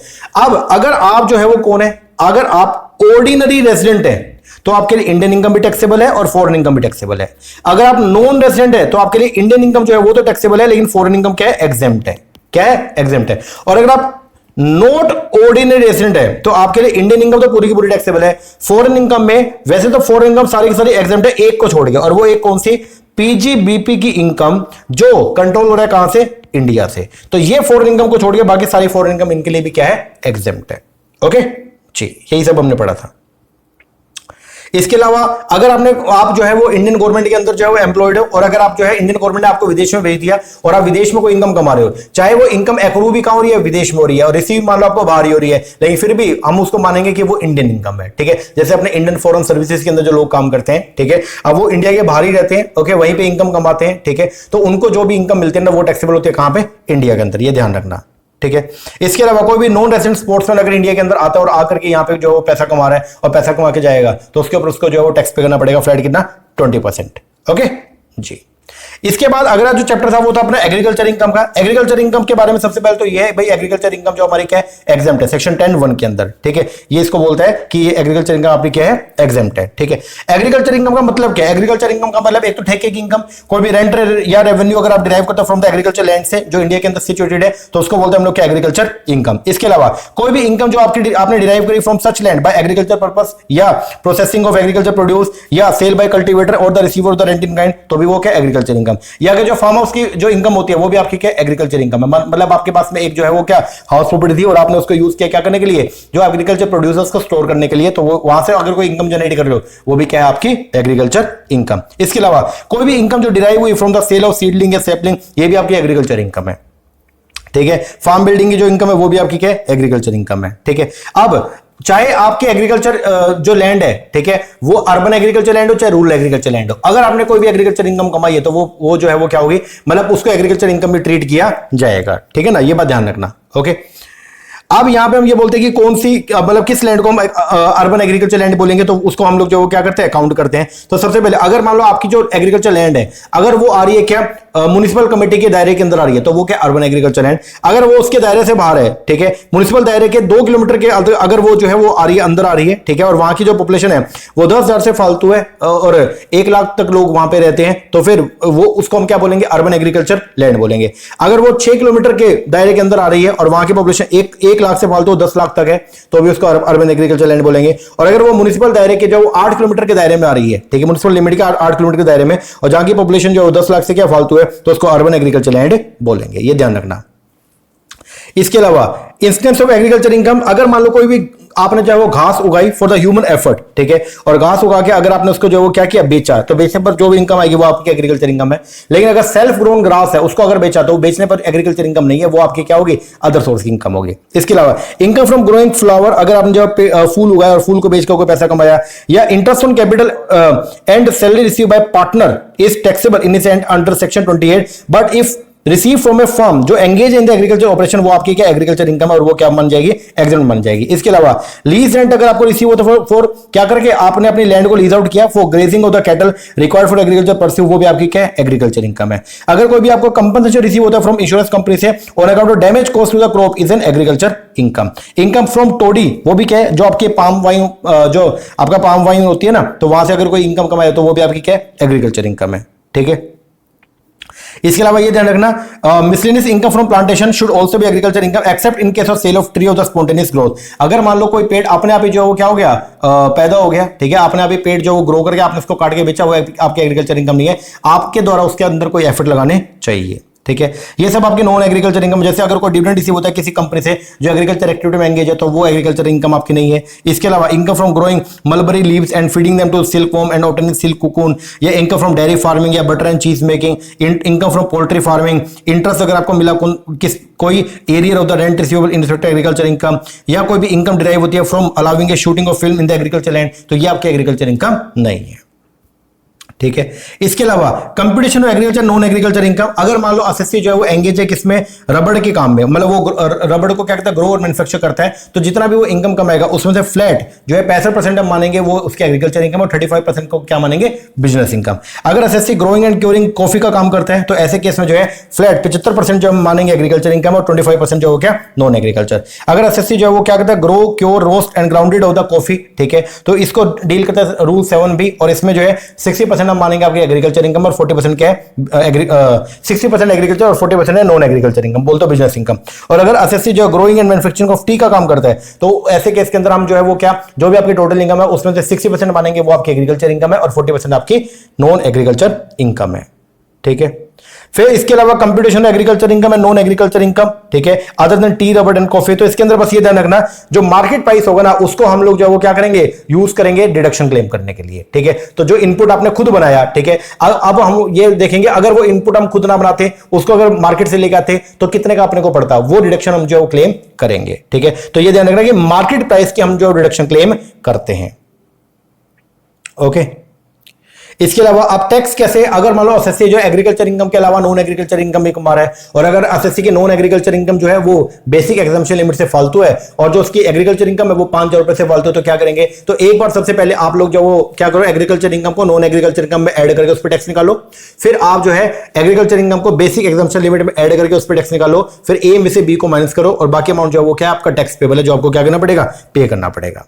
ओके इसके अलावा काइंड ऑफ एग्रीकल्चर इनकम में रेंट और revenue derive from the land, या income from agriculture operation, income from making produce fit for the market, जैसे वैक्सिंग बुक्सिंग करते हैं फ्रूट्स के ऊपर ताकि वो लंबे समय तक उसको हम प्रिजर्व कर सके, ठीक है, या income from sale of produce, income from farm house, income from sapling seedling, ये सब जो है वो क्या एग्रीकल्चर इनकम है, ठीक है। अब ये कुछ इंपॉर्टेंट पॉइंट्स थे कैसे कैसे कंप्यूटेशन करना है, इसमें जो मेन था वो है ये जरूर कर लेना कि the following income are not derive from the land use for the agriculture purpose and they are non agriculture income, जैसे income from market, income from stone quarry, income from mining royalty अगर आपको मिलती है तो agriculture income नहीं है। Income from land use for storing agriculture produce, अगर घर को आपने यूज किया, एक प्रॉपर्टी थी एग्रीकल्चर प्रॉपर्टी, उसको अगर आपने यूज किया, ठीक है, लैंड है और लैंड के साथ में मान लो एक कच्चा आपने छप्पर डाल रखा है, ठीक है, और वहां पे आप क्या करते हो, एग्रीकल्चर प्रोड्यूस को क्या करते हो, स्टोर करते हो, वहां से अगर कोई इनकम आ रही है रेंट की तो वो एग्रीकल्चर इनकम है। लेकिन अगर खाली जमीन है और जमीन को आपने जो है वो क्या किया, किराए पे दिया वहां पे एग्रीकल्चर प्रोड्यूस जो स्टोर करने के लिए, तो वो इनकम जो है वो आपकी अदर सोर्स की इनकम है, वो एग्रीकल्चर इनकम नहीं है। तो ध्यान रखना, इनकम फ्रॉम लैंड, लैंड से कोई इनकम जनरेट हुई जिसको आपने यूज किया था for storing the agriculture product, वो आपके एग्रीकल्चर इनकम नहीं है। Income from supply of water for irrigation purpose, income from self grown grass, tree और bamboo, income from fishery, income from sale of earth for brick making, remuneration receive as manager of the agriculture farm, dividend from a company engage in agriculture, income of the buyer of the reap crop, dairy farming या poultry farming से कोई income होती है, income from interest on arrear of rent, income from sale of forest, tree, wild grass, fruits, flower grown spontaneously without human effort, income from breeding of the livestock, income of sale of standing crop, agriculture produce purchase by the assessee, ये सब agriculture income नहीं है। Okay जी, इसके बाद था जी हमारा अगला टॉपिक चैप्टर नंबर 5, जो वो था अपना इनकम फ्रॉम सैलरी। कौन सा, income from salary. Income from salary के अंदर हम लोगों ने क्या पढ़ा था, सबसे पहले हमने ये पढ़ा भाई कोई भी इनकम सैलरी में तभी आएगी अगर एम्प्लॉयर एम्प्लॉय रिलेशनशिप क्या होगा, एग्जिस्ट करेगा। अब यहाँ पे हमने स्पेशल बात जो वो क्या पढ़ी थी कि एमपी एमएलए को जो सैलरी मिलती है वो आपके सैलरी हेड के अंदर टैक्सेबल नहीं होगी, क्योंकि गवर्नमेंट और एमपी एमएलए का एम्प्लॉयर एम्प्लॉय का रिलेशनशिप नहीं होता। तो एमपी एमएलए को जो सैलरी मिलेगी वो जाएगी अदर सोर्स में, और इनको जो अलाउंसेस मिलते हैं वो क्या होते हैं, एग्जेम्प्ट होते हैं, ठीक है ना। और दूसरा, सैलरी पे बाय द पार्टनरशिप फर्म, अगर कोई पार्टनरशिप फर्म अपने पार्टनर को सैलरी का पेमेंट कर रही है तो वो पार्टनर्स के लिए जो है वो उनकी बिजनेस इनकम है, वो सैलरी इनकम का पार्ट नहीं है, ठीक है। फिर प्लेस ऑफ एक्रूवल जो है वो क्या, जहां पे सर्विस को रेंडर किया गया वहीं पे वही आपका क्या होगा, प्लेस ऑफ एक्रूवल होगा, ठीक है। Chargeability of the salary income, salary जो चार्जेबल होगी टैक्स के लिए ऑन रिसिप्ट और पेमेंट ऑन रिसिप्ट बेसिस या accrual basis which ever is earlier, ठीक है। फिर यहां पे आपको मैंने बताया था एक है कॉन्ट्रैक्ट ऑफ सर्विस, एक है कॉन्ट्रैक्ट फॉर सर्विस। जो कॉन्ट्रैक्ट ऑफ सर्विस होता है ये आपका कॉन्ट्रैक्ट ऑफ एम्प्लॉयमेंट, और ये यहां पे जो है टैक्सेबल होगा कहां, सैलरी हेड में। और कॉन्ट्रैक्ट फॉर सर्विस ये होता है आपका कॉन्ट्रैक्ट फॉर द फ्रीलांसर, और ये टैक्सेबल होगा कहां, पीजीबीपी हेड में, ठीक है। एडवांस सैलरी अगर आपको मिलेगी, ठीक है, तो जिस महीने मिली उसी महीने वो टैक्सेबल होगी। और एक होता है एडवांस अगेंस्ट सैलरी, इसका मतलब है कि सैलरी के अगेंस्ट लोन मिलना, तो ये आपके टैक्सेबल नहीं होगा। एक है फोरगोइंग ऑफ सैलरी, इसको बोलते हैं हम लोग क्या, वेवर, आपने सैलरी को क्या कहते हैं, वेव कर दिया, ठीक है, तो ये आपके टैक्सेबल है। लेकिन एक होता है सरेंडर ऑफ सैलरी, और ये आपका टैक्सेबल नहीं होगा। टैक्स फ्री सैलरी का मतलब क्या होता है, जिसके ऊपर टैक्स है वो एम्प्लॉयर ने पे कर दिया। प्रॉफिट इन लियो सैलरी, तो ये आपको मैंने बताया था, अगर मान लो कभी भी क्या होता है, कोई भी आपको रिट्रेंच कर दिया, ऑर्गेनाइजेशन से भगा दिया, और आपको कुछ अमाउंट जो कंपनसेशन के तौर पे मिल गया, ठीक है, तो वो है आपका profit in lieu of salary. तो जो टैक्सेबल पोर्शन होता है किसका, रिट्रेंचमेंट कंपनसेशन का या वॉलंटरी रिटायरमेंट का। इसके अलावा कोई टैक्सेबल पोर्शन है ग्रेचुटी का, कम्युनिटी पेंशन का, प्रोविडेंट फंड का, या amount receive by the employee under the keyman insurance policy, amount receive before take up the employment और after termination of the employment, या any other payment notified for this purpose, ये सब है आपका profit in lieu of salary. इसके अलावा basic understanding जो क्या होती है, तो यहाँ पे एक होता है ग्रोस सैलरी और एक है नेट सैलरी। ग्रोस सैलरी में से अगर रिडक्शन जो है वो सेक्शन 16 के माइनस करते तो आपका आएगा नेट सैलरी, ठीक है ना। तो यहां पे था लेकिन ग्रोस बेसिक सैलरी और नेट बेसिक सैलरी, ठीक है, तो ये थोड़ा ध्यान रखना, ओके। अच्छा, ग्रेड पे का मतलब जो है यहाँ पे क्या होता है, अगर बात करें ग्रेड पे का, तो ग्रेड पे होता है इंक्रीमेंटल अमाउंट, ठीक है, होता है बेसिक सैलरी, ओके। तो यहाँ पे जैसे 10,000, 500, 12,000, तो यहाँ पे क्या होगा, पहले साल आपको सैलरी जो मिलेगी 10,000 रुपए पर मंथ, फिर 500 रुपए का अगले साल इंक्रीमेंट लगेगा, तो सैलरी जो 10,500, ठीक है, फिर उसके अगले साल 500 का फिर इंक्रीमेंट लगेगा, तब तक लगता रहेगा जब तक सैलरी 12,000 नहीं, और 12,000 के बाद फिर इंक्रीमेंट अब कितना हो जाएगा, 1,000 रुपए का हो जाएगा, ओके, इसको बोलते हैं हम लोग क्या, ग्रेड पे। फिर हमने पढ़ा था डिडक्शन। डिडक्शन जो है इसको डील करते हैं सेक्शन 16। सेक्शन 16 के अंदर 3 डिडक्शन, सेक्शन 16 1 की, 2 की, 3 की। सेक्शन 16 1 जो है वो डील करता है आपका स्टैंडर्ड डिडक्शन। अब यहां पे डिपेंड करता है एसएससी ने 115 बीएससी ऑप्ट किया हुआ है, मतलब डिफॉल्ट टैक्स रिजीम ऑप्ट किया हुआ है या ऑप्शनल। अगर आपने डिफॉल्ट टैक्स रिजीम ऑप्ट किया हुआ है तो आपको डिडक्शन कितनी है, 75,000 रुपए फ्लैट। और अगर आपने ऑप्शनल टैक्स रिजीम ऑप्ट किया हुआ है तो डिडक्शन जो है वो कितनी है आपका 50,000 या gross salary which is less. Okay, दूसरी एंटरटेनमेंट लॉस की डिडक्शन, इसको डील करते हैं सेक्शन 16(2).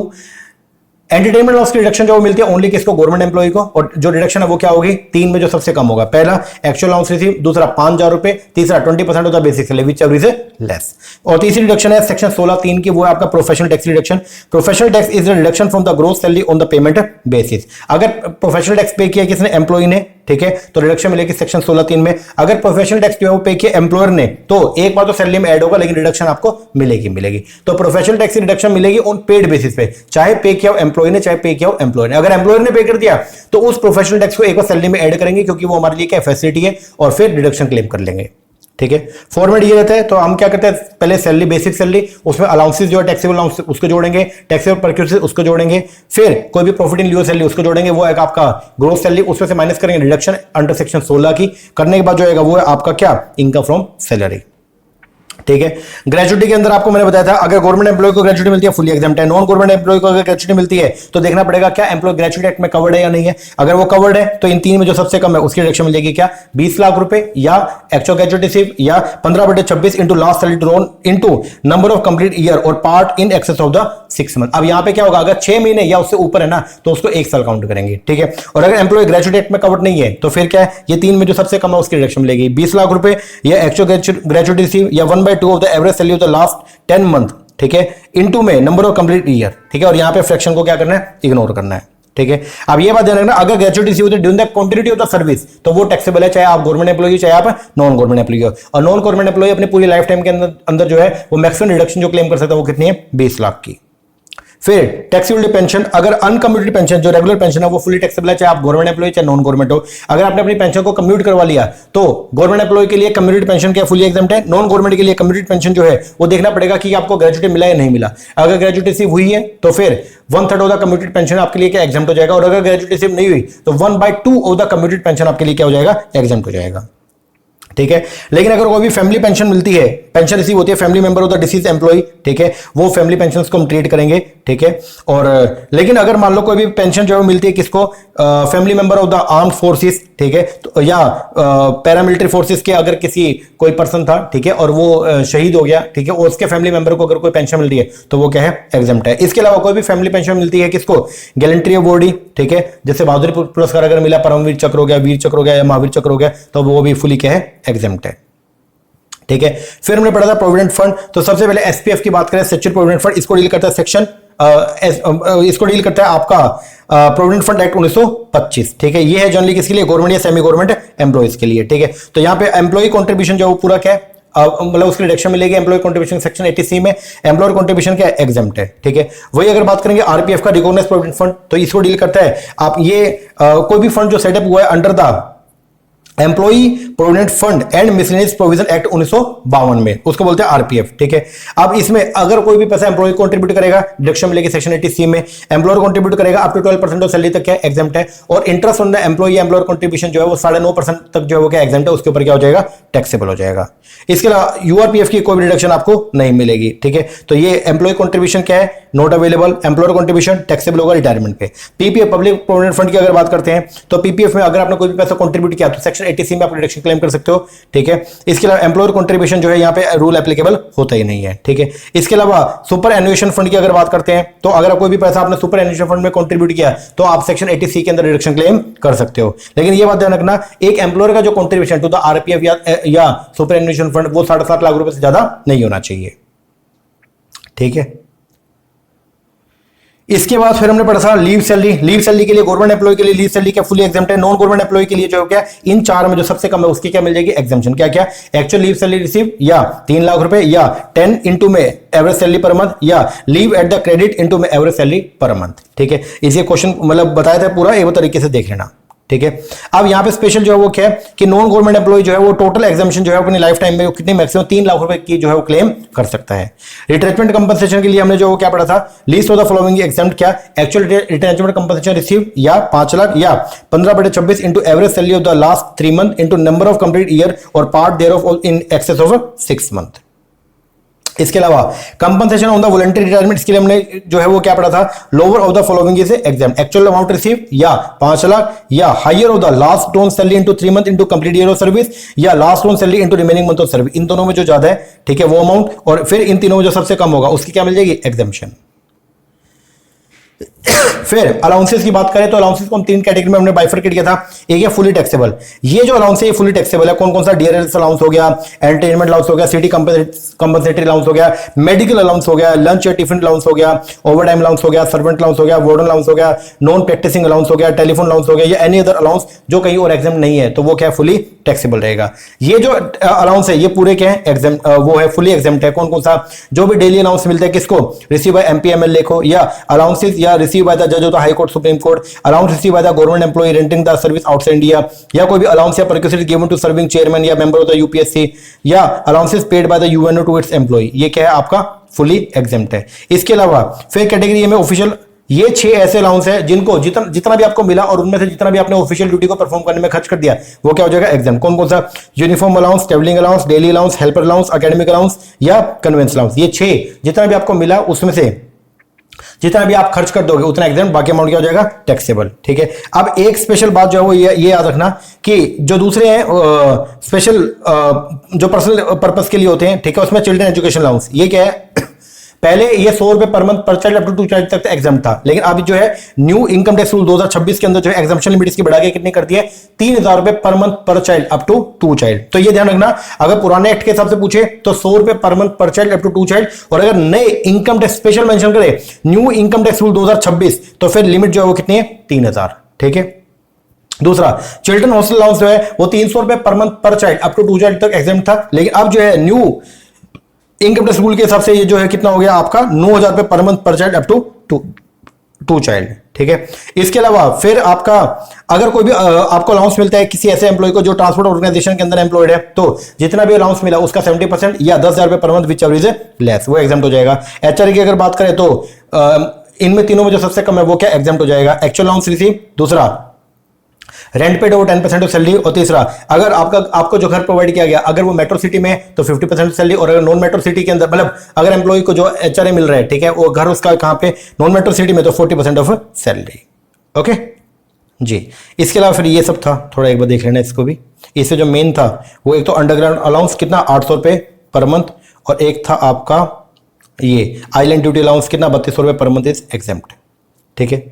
फिर बात करेंगे स्पेसिफाइड एम्प्लॉय। कुछ फैसिलिटी ऐसी होती है जो ओनली स्पेसिफाइड एम्प्लॉय के लिए टैक्सेबल होती है। आप क्वेश्चन ये who is the specified employee, तो सैलरी के अंदर स्पेसिफाइड एम्प्लॉय किसको बोलते हैं, इन 3 में से कोई भी पर्सन जो है वो स्पेसिफाइड एम्प्लॉय बन सकता है। कौन कौन, अगर आप किसी कंपनी के, अगर आप जो है वो क्या डायरेक्टर एम्प्लॉय है, ठीक है, अगर आप डायरेक्टर हो तो आप स्पेसिफाइड एम्प्लॉय हो। ठीक है। दूसरा, अगर कोई एम्प्लॉय जिसका ऑर्गेनाइजेशन के अंदर सब्सटेंशियल इंटरेस्ट है, सब्सटेंशियल इंटरेस्ट का मतलब ये है कि अगर उसकी ऑर्गेनाइजेशन के अंदर 20% या मोर वोटिंग पावर है तो वो क्या है, सब्सटेंशियल एम्प्लॉय है। या अगर मान लो कोई भी एम्प्लॉय जिसकी इनकम फ्रॉम सैलरी जो है ना including all monetary payment from 1 और मोर एम्प्लॉय एक्सीड 50,000, जिसकी इनकम फ्रॉम सैलरी 50,000 से क्या एक्सीड करेगी, तो वो भी क्या स्पेसिफाइड एम्प्लॉय है। ठीक है। फिर हमने यहाँ पे अकोमोडेशन देखी, सबसे पहला अनफर्निश्ड या फर्निश्ड। ठीक है। अनफर्निश्ड के केस में हमने देखा पहले गवर्नमेंट एम्प्लॉय है तो जो टैक्सेबल वैल्यू पर है वो क्या होगी, license fees. Non government employee के लिए या तो आपकी खुद की है और या फिर लीज पे ली। अगर खुद की है तो फिर देखना पड़ेगा कि कहां पे प्रोवाइड करवाई। अगर वो प्रोवाइड करवाई है बेसिकली ऐसी जगह पे जहां की पॉपुलेशन 15 लाख तक है तो 5% ऑफ सैलरी। ठीक है। जहां की पॉपुलेशन 15 लाख से ऊपर और 40 लाख तक है तो 7.5% ऑफ सैलरी, और जहां की पॉपुलेशन 40 लाख से बियॉन्ड है तो 10% ऑफ सैलरी आपके लिए क्या होगा, टैक्सेबल। और अगर आपको जो एकोमोडेशन दी वो एम्प्लॉयर ने लीज पे लेके आपको दी है तो एक्चुअल हायर चार्जेस या एक्चुअल रेंट और 10% of salary which ever is less आपके लिए क्या हो जाएगा, टैक्सेबल। फर्नीचर भी दिया तो देखना पड़ेगा फर्नीचर खुद का या किराए पे लिया। खुद का है 10% ऑफ द कॉस्ट जोड़ लो, और अगर किराए पे लेके दिया तो फिर क्या करना पड़ेगा, एक्चुअल हायर चार्जेस वो आपके लिए टैक्सेबल हो जाएगा। ठीक है। और जो भी अमाउंट आप एम्प्लॉय से रिकवर करवा लोगे वो क्या करना है, माइनस करना है। अगर होटल एकोमोडेशन प्रोवाइड करवाया तो क्या 24% ऑफ सैलरी या actual higher charges which ever is less. अगर रेंट फ्री अकोमोडेशन इन लोगों को दी है तो फुली क्या होगी, एग्जेम्प्ट होगी। किस किस को, अगर रेंट फ्री ऑफिशियल रेजिडेंस जो है वो प्रोवाइड किया गया यूनियन मिनिस्टर को या लीडर ऑफ अपोजिशन को इन पार्लियामेंट या ऑफिशियल ऑफ द पार्लियामेंट को या जज ऑफ द हाई कोर्ट या सुप्रीम कोर्ट को, या अगर आपको अकोमोडेशन प्रोवाइड की गई है माइनिंग साइट के पास में, ऑनशोर ऑयल एक्सप्लोरेशन साइट के पास में, प्रोजेक्ट एक्सिक्यूशन साइट या डैम साइट के पास में, तो भी क्या होगी, एग्जेम्प्ट होगी। अगर आपको दो अकोमोडेशन प्रोवाइड किया गया तो पहले 90 दिनों तक तो एक ही टैक्सेबल होगी और 90 दिनों के बाद में जो है दोनों जो अकोमोडेशन वो आपके लिए क्या होगी, टैक्सेबल होगी। अगर मान लो एम्प्लॉय का आपने ट्रांसफर किया और उसको होटल एकोमोडेशन प्रोवाइड किया तो पहले 15 दिन तक तो क्या टैक्सेबल नहीं है और 15 दिन के बाद वो क्या हो जाएगी, टैक्सेबल हो जाएगी। ठीक है। इसके अलावा अगर मान लो कोई भी कंसेशन मिलता है, ठीक है, तो बस वो ध्यान रखना कि जितना भी अमाउंट आप उससे रिकवर करा लोगे वो क्या हो जाएगा, माइनस हो जाएगा। ठीक है। फिर ये था आपका वैल्यूएशन मॉनिटर ऑब्लिगेशन। अगर कोई भी जो अमाउंट जो एम्प्लॉय ने पे करना था लेकिन एम्प्लॉयर ने पे कर दिया तो वो एम्प्लॉय के लिए परक्विजिट है, उसकी सैलरी के अंदर हम क्या करेंगे, ऐड करेंगे। ठीक है। अगर आपको कोई शेयर जो है लोड करे, ठीक है, फिर तो उसका पहले फेयर मार्केट वैल्यू देखो कितना है और उससे जितने कम पे दिए, तो मान लो 100 रुपए का शेयर था, फेयर मार्केट वैल्यू 100 रुपए और आपको 60 में दिया तो 40 रुपए आपके लिए बेनिफिट हो गया, वो 40 रुपए आपके लिए क्या हो जाएगा, टैक्सेबल हो जाएगा। ठीक है। अब ये यहाँ पे बता रखा है इंटरेस्ट फ्री लोन। तो अगर मान लो आपको जो है वो एम्प्लॉयर ने जो लोन दिया, ठीक है, और वो इंटरेस्ट फ्री दे दिया, ठीक है, तो यहाँ पे एसबीआई का रेट देखो पहले क्या चल रहा है, एसबीआई का जो भी रेट चल रहा है, ठीक है, उतना अमाउंट आपके लिए क्या हो जाएगा, टैक्सेबल। ठीक है। लेकिन अगर मान लो आपको कोई मेडिकल लोन मिलता है या कोई पेटी लोन मिला 20,000 रुपए तक का, तो इसके ऊपर ये कंडीशन एप्लीकेबल नहीं है, वो क्या रहेगा, एग्जेम्प्ट रहेगा। ओके। फिर अगर ट्रैवलिंग अकोमोडेशन या टूरिंग का कोई खर्चा अगर कर दिया, ठीक है, तो जितना भी खर्चा खर्चा किया एम्प्लॉयर ने वो आपके लिए क्या हो जाएगा, टैक्सेबल हो जाएगा। जितना भी आपसे वापस ले लिया, ठीक है, रिम्बर्स करवा लिया, मतलब जितना भी आपसे रिकवर कर लिया वो माइनस करके जो रिमेनिंग अमाउंट है वो आपके लिए क्या हो जाएगा, टैक्सेबल। तो ये कुछ ऐसे खर्चे हैं बेसिकली। ठीक है। इनकम ऑफ गिफ्ट वाउचर हो गया, expenditure income on credit card हो गया। अब अगर मान लो क्रेडिट कार्ड पे या क्लब के ऊपर जो खर्चा अगर सभी एम्प्लॉय के लिए किया तो एग्जेम्प्ट है, अगर स्पेशली आपके लिए किया और अगर वो ऑफिशियल पर्पस के लिए है तो भी एग्जेम्प्ट है, लेकिन स्पेशली कोई खर्चा आपके लिए आपके एम्प्लॉयर ने किया है, ठीक है, और आपके पर्सनल यूज के लिए तो वो टैक्सेबल हो जाएगा, ध्यान रखना। ठीक है। अगर कोई मूवेबल एसेट अगर आपको प्रोवाइड करवा दे तो फिर कंप्यूटर इलेक्ट्रॉनिक है, वो अगर आपको ट्रांसफर ही कर दिया, बेच दिया आपको, ठीक है, तो अगर कंप्यूटर इलेक्ट्रॉनिक है तो उस पर जो डेप्रिसिएशन का रेट है वो कितना, फ्लैट 50% की रेट से। ठीक है। WDV method. अगर मोटर कार दी है तो डेप्रिसिएशन का रेट कितना, फ्लैट 20% की रेट से। ठीक है। और डब्ल्यूडीवी मेथड। और अगर इसके अलावा कोई और एसेट है तो डेप्रिसिएशन क्लेम करेंगे फ्लैट 10% की रेट से, एसएलएम मेथड। ठीक है। कोई भी अगर एसेट अगर आपको ट्रांसफर किया गया 10 जिसको एम्प्लॉयर ने 10 साल तक यूज कर लिया, उसके बाद अगर आपको ट्रांसफर करेगा तो उसकी जो वैल्यू रहेगी वो क्या रहेगी, टैक्सेबल वैल्यू नील रहेगी। ये बात ध्यान रखना। ठीक है। इसके अलावा फिर ये बता रखा है डोमेस्टिक सर्वेंट फैसिलिटी। ठीक है। अगर सर्वेंट अपॉइंट किया एम्प्लॉई ने, ठीक है, तो फिर ये ऑब्लिगेशन है और ये specified as well as non specified दोनों एम्प्लॉय के लिए टैक्सेबल है। लेकिन अगर सर्वेंट अपॉइंट किया एम्प्लॉयर ने तो ये ओनली स्पेसिफाइड एम्प्लॉय के लिए टैक्सेबल है। तो टैक्सेबल वैल्यू क्या होगा, जो भी एक्चुअल कॉस्ट एम्प्लॉयर को पड़ी है वो माइनस में जितना भी अमाउंट उससे रिकवर करवा लिया वो लेस कर देना। ठीक है।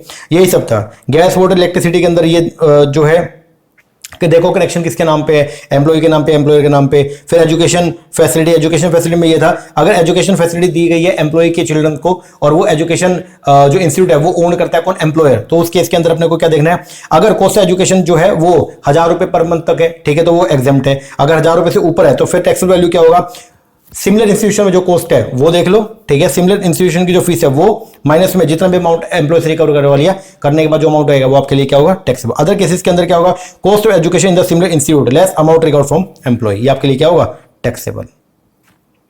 मेडिकल फैसिलिटी, अगर कोई भी मेडिकल फैसिलिटी एम्प्लॉयर ने एम्प्लॉय को जो है वो क्या की, प्रोवाइड करवाई, ठीक है, कहां पे, किसी ऐसे हॉस्पिटल में which is maintain by the employer खुद का, या फिर which is maintain by the कोई भी ऐसा हॉस्पिटल जो गवर्नमेंट जिसको चलाती है, या लोकल अथॉरिटी, या अप्रूव्ड बाय द गवर्नमेंट, ठीक है, तो ये भी आपकी क्या एग्जेम्प्ट है। या अगर मेडिकल फैसिलिटी प्रोवाइड किया गया किसी ऐसे हॉस्पिटल में, प्राइवेट हॉस्पिटल में जिसको सीआईटी ने अप्रूव करेगा तो भी वो क्या एग्जेम्प्ट है, ठीक है।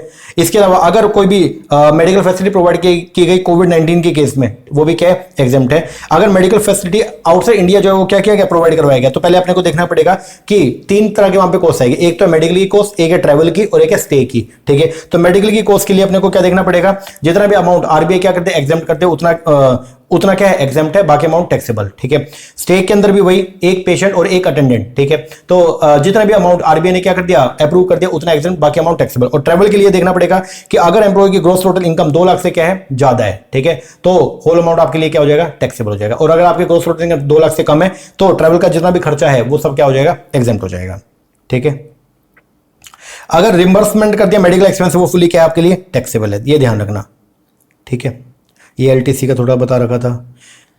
फिर ये मोटर कार का ये देख लेना, सिंपल सिंपल सा है, यहां से मुझे लगता नहीं ज्यादा क्वेश्चन बनेगा, बाकी मैंने करवा दिया था, एक बार पढ़ के जरूर जाना, ठीक है। सैलरी का मतलब अलग अलग चीजों के लिए क्या है, तो ग्रेजुएटी के लिए सैलरी के अंदर हम करते हैं ओनली बेसिक सैलरी प्लस में डीए, ठीक है। इसके अलावा एचआरए हो गया, आरपीएफ हो गया, इसकी अगर कैलकुलेशन करनी है तो वहां पे सैलरी का मतलब क्या है, basic salary plus DA retirement benefit वाला plus fix commission percentage on turnover, ठीक है। ये सब देख लेना एक बार, ओके। टीडीएस का प्रोविजन जो है वो बताए थे सेक्शन 192, तो कोई भी एम्प्लॉयर अगर एम्प्लॉय को क्या करता है, सैलरी पेमेंट करता है, तो उसमें से वो क्या करेगा, टैक्स का अमाउंट काट लेगा, और हर साल के एंड होने पर जो है वो क्या करेगा, उसका टीडीएस सर्टिफिकेट जो है वो क्या करेगा, जारी करेगा, ठीक है, 15 जून तक फॉर्म 16 के अंदर, ओके, जिसके अंदर बताया जाएगा पूरा का पूरा परफॉर्मा कि भाई कितना कितना टैक्स जो है वो इसके सैलरी में से ऑलरेडी कटा हुआ है, ओके जी। लो जी, ये था अपना चैप्टर नंबर 5। अब है चैप्टर नंबर 6 जो था अपना हाउस प्रॉपर्टी का।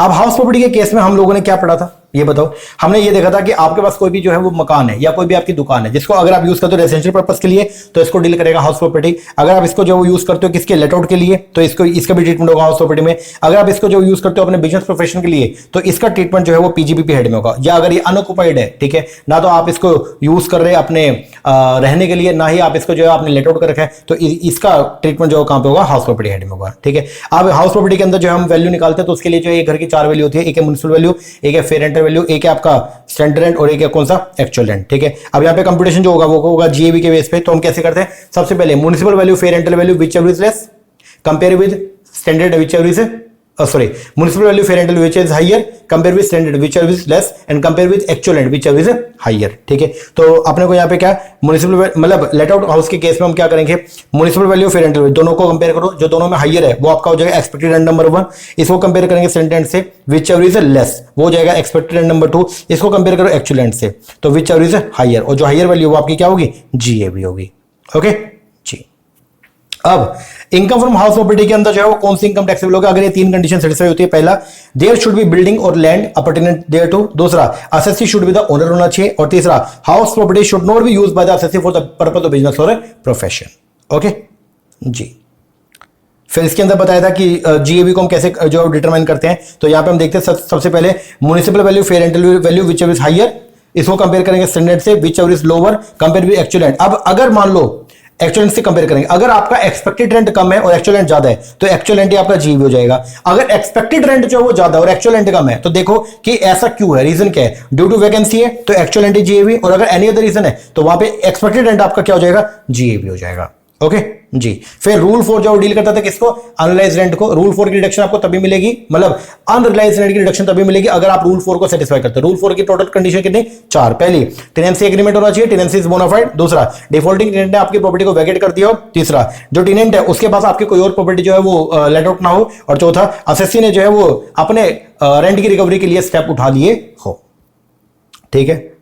फिर यहां पे हमने देखा था सेल्फ ऑक्युपाइड हाउस के केस में जो है जीएबी क्या होती है, आपकी नील होती है, और म्युनिसिपल टैक्स की कोई रिडक्शन आपको नहीं मिलेगी।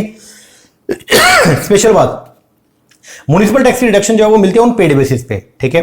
पेड बाय ओनर होना चाहिए या paid by tenant on behalf of owner होना चाहिए, ठीक है ना, तो रिडक्शन मिलेगी। और म्युनिसिपल टैक्स अगर मान लो इसी साल अगर आपने 10 सालों का पे कर दिया ना तो 10 साल की रिडक्शन इसी साल मिल जाएगी आपको, ये ध्यान रखना।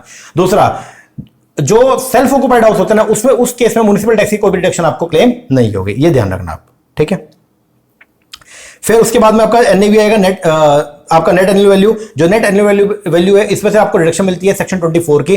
24 के 2 है, 24A 24B। 24A के अंदर है स्टैंडर्ड डिडक्शन, वो कितना है 30% होता है एनएवी। और दूसरा है इंटरेस्ट लोन का रिडक्शन, इसमें आपका प्री एक्विजिशन पीरियड और पोस्ट एक्विजिशन। जो प्री एक्विजिशन पीरियड होता है उसकी रिडक्शन मिलेगी 20%, बोलते हैं 1/5, और पोस्ट एक्विजिशन पीरियड की जो इंटरेस्ट की रिडक्शन है वो मिलती है आपकी 100%, ओके जी। अब एक खास बात याद रखना, जो सेल्फ ऑक्युपाइड हाउस है ना तो उसके में हमेशा क्या आएगा, लॉस आएगा, ठीक है। अगर आएगा तो लॉस ही आएगा, ठीक है। और लॉस वो कितना होगा, मैक्सिमम या तो 2 लाख या 30,000, ठीक है। इतना ही आप जो है वो लॉस क्लेम कर सकते हो, ओके। तो अगर मान लो आपने कोई इंटरेस्ट पे किया, आपने कोई लोन लिया था घर को बनाने के लिए और उसके ऊपर आपका कोई ब्याज जा रहा है, ठीक है। तो मान लो पूरे साल में ब्याज आपका चला गया, एग्जांपल के तौर पे प्री और पोस्ट दोनों मिलाकर के आपका टोटल ब्याज जो है वो बना मान लो 2,13,000, तो मैक्सिमम रिडक्शन आपको मिलेगी ओनली कितने, 2 लाख तक की, ओके। लेकिन अगर आप लिया था रिपेयर के लिए तो वहां उस केस में मैक्सिमम रिडक्शन कितनी हो जाएगी, 30,000 तक की, ठीक है। ये ध्यान रखना। इसके अलावा अगर कोई केस है, चाहे लेट आउट का केस है, चाहे deem to be let out का केस है, चाहे आपका घर कुछ महीने पार्ट ऑफ द मंथ जो है लेट आउट और part of the month self occupied है, तो उसको भी जो है पूरे साल लेट आउट ही मानते हैं, ठीक है। इन केस में जो है इंटरेस्ट लोन की रिडक्शन पूरी आप क्लेम कर सकते हो, ये बात ध्यान रखना, ठीक है। अच्छा, प्री एक्विजिशन पीरियड जो है वो क्या होता है, ठीक है, प्री कंस्ट्रक्शन पीरियड जिसको बोलते हैं बेसिकली। तो प्री कंस्ट्रक्शन पीरियड मतलब जिस साल घर बनकर तैयार हो उससे पहले की 31 दिन तक का जो पीरियड होता है ना उसको बोलते हैं हम लोग क्या, प्री कंस्ट्रक्शन पीरियड, ठीक है। और प्री कंस्ट्रक्शन पीरियड का जो लोन आप निकालोगे ना, उस लोन की रिडक्शन आप जो है वो क्लेम करना शुरू करोगे हर साल 20%, ठीक है, मतलब 1/5 हो गया। ओके, ये हमने पढ़ लिया था। अच्छा, ये जो नील एनुअल वैल्यू का जो बेनिफिट है, मतलब आप जो है एक एसएससी जो है वो मैक्सिमम 2 घर को ही जो है सेल्फ ऑक्युपाइड कर सकता है। अगर आपने 2 से ज्यादा घर को सेल्फ ऑक्युपाइड किया हुआ है तो ऐसे केस में हम लोग जो क्या करेंगे, 2 से ऊपर जितने भी घर है उनको deemed to be let out मान के और उसके ऊपर टैक्स लगा देंगे, ये ध्यान रखना, ठीक है। अगर घर जो पार्टली लेट आउट था और पार्टली यूज किया आपने बिजनेस के लिए, तो पहले ये देखो कि क्या उसको अलग अलग कर सकते हो। अगर अलग अलग कर सकते हो तो बिजनेस के लिए जो आपने घर यूज किया उसका ट्रीटमेंट पीजीबीपी हेड में होगा, और जो जिसको आपने किराए पे दिया उसका ट्रीटमेंट हाउस प्रॉपर्टी हेड के अंदर होगा, ठीक है। अगर आप किसी प्रॉपर्टी को हेल्ड करते हो जैसे स्टॉक इन ट्रेड, तो ये बेसिकली ऐसा जो आपके रियल एस्टेट डेवलपर हैं तो उनको ये बोल दिया कि आप घर बना लो, ठीक है, 2 साल तक हम आपको कुछ नहीं बोलेंगे, आपका घर आज बन के तैयार हो गया, ठीक है, 2 साल का पीरियड है, आप उसको बेच लो। अगर 2 साल तक भी अगर आपका घर नहीं बिका तो 2 साल के बाद उस घर को हम ये मान लेंगे कि आपने उसको किराए पे चढ़ा रखा है और उस पर डीमिंग प्रोविजन जो एप्लीकेबल हो जाएगा, ठीक है ना। तो ये ध्यान रखना कि 2 साल तक तो उसके ऊपर कोई भी जो रेंट चार्ज नहीं करेंगे, लेकिन 2 साल हो गए और डेवलपर का घर अभी भी नहीं बिका तो 2 साल के बाद डेवलपर का हम ये मान लेंगे कि डेवलपर जो है उसने घर किराए पे दे रखे है और उससे हम जो है वो क्या मतलब नोशनल रेंट चार्ज करके उसके ऊपर टैक्स लगा देंगे, ठीक है। तो notional income shall be considered instead of the real income, और ये किस में, मोर देन 2 हाउस प्रॉपर्टी की केस में भी। ओके, ये बात ध्यान रखना, बस ये तो नॉर्मल सही है। अच्छा, अगर आपको जो कोई भी एरियर मिलता है रेंट का, ठीक है, कोई भी एरियर मिला या अनलेस रेंट मिला, ठीक है, तो ऐसे इसमें जितना भी एरियर आपको मिलेगा उसमें फ्लैट 30% जो है उसकी क्या मिल जाएगी आपको, डिडक्शन, ठीक है। जो स्टैंडर्ड डिडक्शन है वो एरियर में से भी मिलेगी और जो अनरियलाइज रेंट अगर आपको रिकवर हो गया उसमें से भी मिलेगी, ठीक है ना। ये बात ध्यान रखना, ये क्वेश्चन मैंने आपको बताया था, एक बार थोड़ा देख लेना, ठीक है। फिर ये तो नॉर्मल था, डीएम डोनर को ओनर। अच्छा, सेट ऑफ करंट ईयर में अगर हाउस प्रॉपर्टी से अगर कोई लॉस हो गया तो करंट ईयर की हाउस प्रॉपर्टी की अदर इनकम से जो आप उसको क्या करते हो, सेट ऑफ कर सकते हो। अगर नहीं हुआ तो अदर हेड से आप उसको सेट ऑफ कर सकते हो, लेकिन मैक्सिमम कितनी, 2 लाख रुपए तक। तो ये क्या था, set of of the loss under the head income from house property against any other head of income shall be restricted to rupees 2 lakh for any assessment year. However, unabsorbed losses shall be allowed to be carried forward for set off in subsequent, और अगर नहीं हुआ तो फिर अगले 8 सालों के लिए आप उसको कैरी फॉरवर्ड कर सकते हो, ठीक है ना, ये ध्यान रखना। लो जी, ये अपना हो गया था। इसके बाद आता है जी अदर सोर्स। अदर सोर्स के बारे में हमने जो क्या पढ़ा था, जो इनकम बाकी 4 हेड के अंदर नहीं आती है तो वो इनकम जो जाएगी कहां पे, आपके अदर सोर्स में। तो अदर सोर्स में जो है वो क्या क्या आएगा, डिविडेंड की इनकम हो गया, income from lottery, crossword, puzzle, horses, ये इनकम हो गया। कोई भी प्राइस में नहीं अगर आपको मिलता है वो इनकम हो गया। Income by way of interest on the compensation या एनहांस कंपनसेशन, ये भी आपकी जो आएगी कहां पे, अदर सोर्स के अंदर। लेकिन अगर आपको कोई भी कंपनसेशन या एनहांस कंपनसेशन मिलता है ना, उसके ऊपर कोई इंटरेस्ट मिलता है तो जितना भी मिला उसका फ्लैट 50% क्या हो जाएगा, आपको रिडक्शन मिल जाएगी, ठीक है। कोई भी अगर गिफ्ट मिलता है तो गिफ्ट की इनकम जो टैक्सेबल होगी कहां पे, अदर सोर्स में। अगर कोई भी आपको एडवांस मनी रिसीव हुई on sale of capital asset और आपने उसको क्या कर लिया, फॉरफिट कर लिया, तो वो भी टैक्सेबल होगी कहां पे, अदर सोर्स में। इसके अलावा इंटरेस्ट ऑफ सिक्योरिटी अगर पीजीपीपी हेड में नहीं जा रही तो टैक्सेबल होगी कहां, इनकम फ्रॉम अदर सोर्स में। Employee contribution to the provident fund या other fund if no tax under the PGBP तो टैक्सेबल होगी कहां, अदर सोर्स में। अगर आपने जो है वो क्या लेट आउट किया प्लांट एंड मशीनरी को, फर्नीचर को, ठीक है, तो अगर वो बिजनेस नहीं है, अगर बिजनेस है तो पीजीबीपी हेड में, बिजनेस नहीं है तो टैक्सेबल होगी कहां पे, इनकम फ्रॉम अदर सोर्स में, ठीक है, ये ध्यान रखना। अगर आपको कीम इंश्योरेंस पॉलिसी का पैसा एम्प्लॉयर को मिलता है पीजीबीपी हेड में, एम्प्लॉय को मिला सैलरी में, और फैमिली ऑफ एम्प्लॉय को मिला है तो कहां, इनकम फ्रॉम अदर सोर्स में। एमपी एमएलए की जो सैलरी है वो टैक्सेबल होती है कहां पे, अदर सोर्स के अंदर, ये ध्यान रखना, ठीक है। तो क्या क्या था, तो ये सब था। अच्छा, फैमिली पेंशन के केस में ध्यान रखना, अगर आपको कोई भी फैमिली पेंशन मिलती है, एसएससी को फैमिली पेंशन मिला तो उसमें से फ्लैट मिलेगी रिडक्शन, और रिडक्शन जो है वो कितनी है, 1/3। और आप देखना पड़ेगा क्या एसएससी ने 115 बीएससी ऑप्ट किया हुआ या नहीं किया हुआ। अगर कर रखा है तो 25,000 या 1/3 of the family pension which ever is less, और अगर नहीं किया हुआ तो 15,000 या 1/3 of the family pension which ever is less, ये ध्यान रखना, ठीक है। तो बीएससी ऑप्ट किया हुआ है तो 25,000 और नहीं किया हुआ तो 15,000, ठीक है। इसके बाद डिडक्शन का जो सेक्शन है वो सेक्शन 57, ठीक है। तो डिडक्शन जो क्या, अगर कोई भी कमीशन या रेम्युनरेशन और इंटरेस्ट मिला फॉर रियलाइजिंग द डिविडेंड और इंटरेस्ट ऑन सिक्योरिटी, तो अगर उसको कमाने में जो भी आपका खर्चा लगेगा तो उसकी आपको क्या मिलेगी, डिडक्शन मिलेगी, ठीक है। बाकी तो नॉर्मली है। अगर आपने जो है वो लेट आउट किया प्लांट मशीनरी फर्नीचर को, तो उसके रिस्पेक्ट में अगर कोई भी आपने खर्चा किया, करंट रिपेयर, इंश्योरेंस प्रीमियम या repair and insurance machinery plant furniture depreciation, इसकी रिडक्शन आपको क्लेम कर सकते हो। फैमिली पेंशन के रिस्पेक्ट में बता ही दिया, 115 BA से ऑप्ट किया हुआ है तो 1/3 ऑफ द फैमिली पेंशन और 25,000 whichever वो रिडक्शन मिलेगी। और अगर 115 BA से ऑप्ट नहीं किया हुआ तो 1/3 ऑफ द फैमिली पेंशन और 15,000 whichever उसकी आपको रिडक्शन मिल जाएगी। ठीक है, और कैपिटल नेचर का कोई खर्चा किया उसकी कोई रिडक्शन नहीं मिलेगी। ठीक है, फिर ये सेक्शन 58 जो डील करते हैं किसको, ये कुछ खर्चे जिनकी रिडक्शन आपको नहीं मिलेगी। कौन कौन सा, जैसे पर्सनल एक्सपेंस हो गया, इंटरेस्ट, अगर कोई भी आपने इंटरेस्ट पे किया आउटसाइड इंडिया लेकिन उस पर टीडीएस काटना था, टीडीएस नहीं काटा, उसकी रिडक्शन नहीं मिलेगी। कोई भी सैलरी आपने बाहर पे करी है, उस पर टीडीएस काटना था, नहीं काटा, रिडक्शन नहीं मिलेगी। कोई भी खर्चा अगर आपने जो है वो कैश के अंदर 10,000 या 35,000 से फालतू का कर दिया कोई भी खर्चा, तो उस खर्चे को आप क्लेम नहीं कर सकते। इनकम टैक्स या वेल्थ टैक्स की कोई रिडक्शन नहीं मिलेगी। 30% तो amount payable to the resident, जिसके ऊपर टीडीएस काटना था और आपने नहीं काटा, उस खर्चे की रिडक्शन नहीं मिलेगी। कोई भी खर्चा अगर आपने किया, ठीक है, in connection with the lottery crossword puzzle, उस खर्चे की कोई भी रिडक्शन आप क्लेम नहीं कर सकते हो। ठीक है,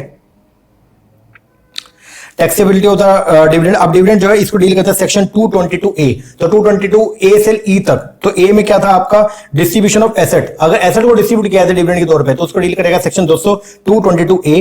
222B जो है वो क्या था, distribution of bonus share to the preference share holder and the debenture to any share holder. फिर सी जो है वो क्या था, distribution of asset in the event of liquidation. D क्या था, reduction of the share capital. और E क्या था, loan and advances by the closely held company. Okay, अब डिविडेंड अगर आपको मिलता है ना तो अब जो है वो क्या टैक्सेबल है, और डीम डिविडेंड अगर मिला तो वो भी क्या टैक्सेबल है। ठीक है, गिफ्ट के केस में गिफ्ट 3 तरीके का हो सकता है, या तो कैश में, या फिर मूवेबल एसेट, और या फिर आपकी इमूवेबल प्रॉपर्टी। अगर कैश में मिला तो पूरे साल में जितना भी कैश गिफ्ट मिला उन सबको जोड़ लो। अगर वो अमाउंट जो 50,000 रुपए से क्या है फालतू है तो होल अमाउंट आपके लिए क्या हो जाएगा, टैक्सेबल हो जाएगा। अगर मूवेबल प्रॉपर्टी के तौर पे मिला तो पहले ये देखो जितने भी आपको मूवेबल प्रॉपर्टी मिली है उनकी फेयर मार्केट वैल्यू निकालो। अगर फेयर मार्केट वैल्यू जो है, ठीक है, अगर वो 50,000 रुपए से क्या है ज्यादा है तो होल अमाउंट क्या हो जाएगा, टैक्सेबल। ठीक है, लेकिन गिफ्ट वैल्यू ही देखनी है बस यहाँ पे, अगर कुछ रिकवरी करवा लिया तो वो माइनस करना है। ठीक है ना। इसके अलावा इमूवेबल प्रॉपर्टी के केस में क्या है, स्टैम्प ड्यूटी वैल्यू निकालो। अगर वो 50,000 रुपए से क्या है फालतू है, ठीक है, और आपसे कुछ भी रिकवरी नहीं करा तो होल अमाउंट आपके लिए क्या हो जाएगा, टैक्सेबल। अब स्पेशल बात ये है कैश के केस में या मूवेबल प्रॉपर्टी के केस में, ठीक है, अगर कोई गिफ्ट मिलता है तो इनकी कंप्यूटेशन होगी आपकी एक्यूमुलेटेड बेसिस पे। लेकिन अगर आपको प्रीवियस ईयर में इमूवेबल प्रॉपर्टी मान लो 2 या 3 गिफ्ट में मिली तो तीनों की कंप्यूटेशन अलग अलग होगी, ये ध्यान रखना। ठीक है, इसके अलावा फिर हमने पढ़ा था अगर मान लो गिफ्ट मिलता है on the occasion of marriage, या on the contemplation of the death of the donor, या अंडर द विल या इनहेरिटेंस, या फ्रॉम ए रिलेटिव, तो ये सब जो है वो क्या एग्जेम्प्ट है। ठीक है, ये आपको पढ़ना पड़ेगा। अगर इन ओकेजन पर अगर कोई भी गिफ्ट मिलता है तो ये क्या रहेगा, आपका एग्जेम्प्ट रहेगा। ठीक है ना। रिलेटिव में कौन कौन आएगा, तो ये सब। ठीक है, इसके अलावा अदर सोर्स के अंदर बेसिकली कौन कौन सी इनकम आते हैं, इंटरेस्ट की इनकम हो गया, income of tenant from subletting income. ठीक है, आपने कोई प्रॉपर्टी जो है वो किराए पे ली, फिर उसको आगे फर्दर किराए पे चढ़ा दिया, तो वहां से जो किराए की इनकम आ रही है वो आपके हाउस प्रॉपर्टी की इनकम नहीं है, क्योंकि आप ओनर नहीं हो, तो वो टैक्सेबल होगी कहां पे, अदर सोर्स में। रेमुनरेशन रिसीव बाय टीचर या लॉयर, इनकम और रॉयल्टी, डायरेक्टर फीस हो गया, rent of land not abundant to any building, agriculture income from the land situated outside India, income from market ferry fishery, income from leasehold property, कोई भी remuneration अगर receive होता है आपको for writing article in journal, income from undisclosed source. ठीक है, कोई भी इंटरेस्ट अगर आपको मिलता है by an employee on his own contribution to the unrecognised provident fund, MP MLA को जो सैलरी मिलती है टैक्सेबल है का अदर सोर्स में। कोई भी इंटरेस्ट इंश्योरेंस कमीशन जो पीजीबीपी हेड में चार्जेबल नहीं है तो आपका टैक्सेबल होगा अदर सोर्स में।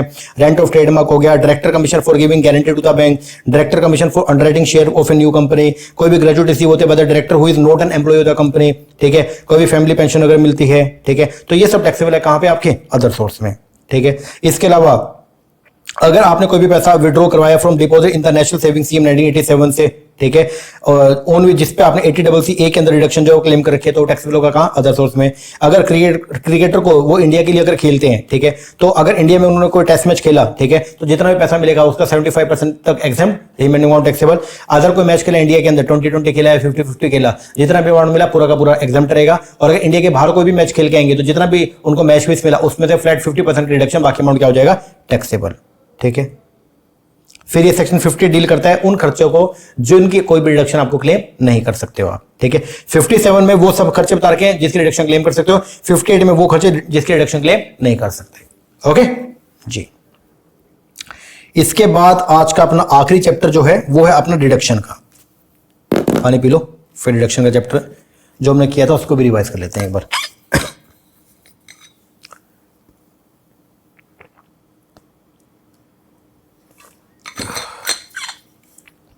आ जाओ, देखो पांचों हेड की इनकम को जब हम क्या करते हैं, जोड़ते हैं। देखो अभी आज हमने जो सैलरी, हाउस प्रॉपर्टी और अदर सोर्स, इसको हमने जो है वो क्या किया है, रिवाइज किया है। ये हम नेक्स्ट वीडियो के अंदर करेंगे, ठीक है ना। चलो पांचों हेड की इनकम को हम जोड़ते हैं, तो जोड़ने पर जो है वो आएगा आपका ग्रॉस टोटल इनकम। इसमें से डिडक्शन जो है वो माइनस होती है सेक्शन 80C से लेकर के 80 यू के, ठीक है। इसको डील करता है चैप्टर 6A, ठीक है। अब जो डिडक्शन है वो इन इनकम में से नहीं मिलेगी, ये बात ध्यान रखना। अगर कोई भी लॉन्ग टर्म कैपिटल गेन है, कोई भी शॉर्ट टर्म कैपिटल गेन है 111A वाला, कोई भी winning from lottery, crossword puzzle, ठीक है, हॉर्स रेस, अगर ये यहां से कोई पैसा कमाया जैसे मतलब कैजुअल इनकम, तो इसमें से डिडक्शन नहीं मिलेगी। कोई भी income refer to in section 115A में या 115AB या 115AC या 115AC या 115AD में, तो इसमें से भी कोई डिडक्शन आप क्लेम नहीं कर सकते हो, ठीक है, ये बात ध्यान रखना। अब डिडक्शन की अगर बात करते हैं, अगर इंडिविजुअल या एचएफ अगर उसने 115 बीएससी ऑप्ट कर लिया, बोल तो डिफॉल्ट टैक्स रिजीम ऑप्ट कर लिया ना, तो उसको 80C से 80 को भी डिडक्शन जो वो क्लेम नहीं कर सकता। इनको छोड़ के कौन कौन सी, 80CCD2, 80CH2, 80JJAA और 80LA, ओनली यही रिडक्शन जो है वो क्लेम कर सकते हो अगर आपने सेक्शन 115 बीएससी ऑप्ट किया हुआ है तो। और अगर आपने 115 बीएससी ऑप्ट नहीं किया हुआ, मतलब अगर ऑप्शनल टैक्स रिजीम आपने ऑप्ट किया हुआ है, तो आप कोई भी रिडक्शन क्लेम कर सकते हो। चलो सबसे पहले रिडक्शन 80C की। 80C की रिडक्शन जो है वो एलिजिबल एसएससी कौन है, इंडिविजुअल या एचएफ, इसके लिए एप्लीकेबल है। दूसरा अमाउंट जो है टोटल कितना, 1.5 लाख रुपए तक मैक्सिमम डिडक्शन आपको जो मिल सकती है। लेकिन 80C की, CCC की और CCE की तीनों की डिडक्शन मिलाकर जो है वो 80C, CCC और CCD1 की डिडक्शन जो है तीनों की मिलाकर 1.5 लाख से फालतू नहीं होनी चाहिए, और ये बोलता है 80CCE, ठीक है। अब ये जो है वो क्या है, अगर कोई भी प्रीवियस ईयर में आपने कोई भी लाइफ इंश्योरेंस प्रीमियम जो वो क्या किया, पे किया खुद के लिए या स्पाउस के लिए या बच्चों के लिए, चाहे बच्चों में डिपेंडेंट चाहे आपके नॉट डिपेंडेंट हो, ठीक है, इनके लिए अगर आपने कोई भी जो वो क्या किया, प्रीवियस ईयर में कोई भी प्रीमियम इंश्योरेंस प्रीमियम पे किया, तो उसकी डिडक्शन आप क्लेम करोगे कहां, सेक्शन 80C में। अब ये बता रखा था मैक्सिमम कितने कितने मिल सकती है, ठीक है ना। अगर पॉलिसी इशू हुई है बिफोर 1/4/2012, तो जितना भी प्रीमियम पे किया वो या 20% of the policy value which ever is less. अगर पॉलिसी इशू है 1/4/2012 को या उसके बाद में, तो प्रीमियम पेड और 10% of policy which ever is less. और अगर पॉलिसी इशू है 1/2013 या उसके बाद में, लेकिन किसके लिए, किसी ऐसे पर्सन के लिए जो डिसेबल था, ठीक है, या person for the specific disease, तो जो भी पॉलिसी अमाउंट है वो या 15% of the policy value which ever is less, ठीक है। इसके अलावा अगर आपने प्रीवियस ईयर में कोई भी अमाउंट जो पे करते डेफर्ड एन्युटी कॉन्ट्रैक्ट के लिए, उसकी डिडक्शन मिलेगी 80C में।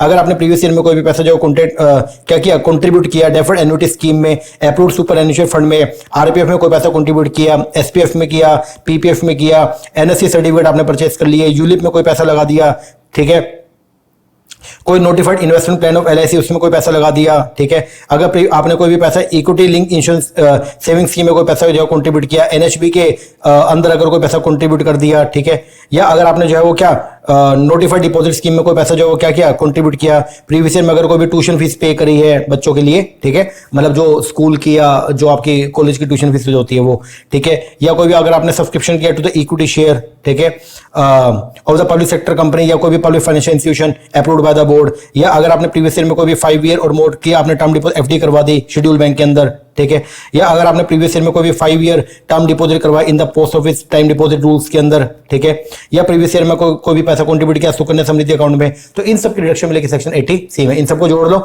और ये मैक्सिमम डिडक्शन कितनी, 1.5 लाख रुपए तक आप क्लेम कर सकते हो सेक्शन 80C के अंदर, ठीक है। इसके बाद था जी आपका, ये पढ़ लेना, बाकी आपको मैंने बता ही रखा है थोड़ा थोड़ा। 80C के बाद 80CCC, अगर प्रीवियस ईयर में अगर आपने कोई भी पैसे जो है वो कंट्रीब्यूट किया टू सर्टेन पेंशन फंड, किसका, एलआईसी का या अदर इंश्योरेंस का, तो उसकी डिडक्शन मिलेगी कहां, 80CCC में। मैक्सिमम अमाउंट जो हो कितना, 1.5 लाख, ठीक है जी। फिर 80CCD, ये क्या बोलता है, अगर प्रीवियस ईयर में आपने कोई भी पैसा जो कंट्रीब्यूट किया pension fund, pension scheme of central government, ठीक है, तो डिडक्शन मिलेगी 80CCD के अंदर, ठीक है। अब इसमें 3 सेक्शन है, 80CCD1, 1B और 80CCD2, ठीक है। 80CCD1 जो है वो क्या बोलता है कि डिडक्शन जो वो कितनी है आपका, अगर एसएससी एम्प्लॉई है तो 10% ऑफ सैलरी तक, और अगर एसएससी जो है वो क्या सेल्फ एम्प्लॉयड है तो जितनी भी उसकी ग्रोस टोटलिंग है उसका 20% तक आप जो है वो डिडक्शन क्लेम कर सकते हो 80CCD1 के अंदर, ठीक है। इसके बाद 80CCD1B, अच्छा ये अगर एसएससी ने 115 बीएससी ऑप्ट कर रखे है ना, तो उसमें डिडक्शन जो है वो कितना 14% हो जाएगा, ये ध्यान रखना, ठीक है।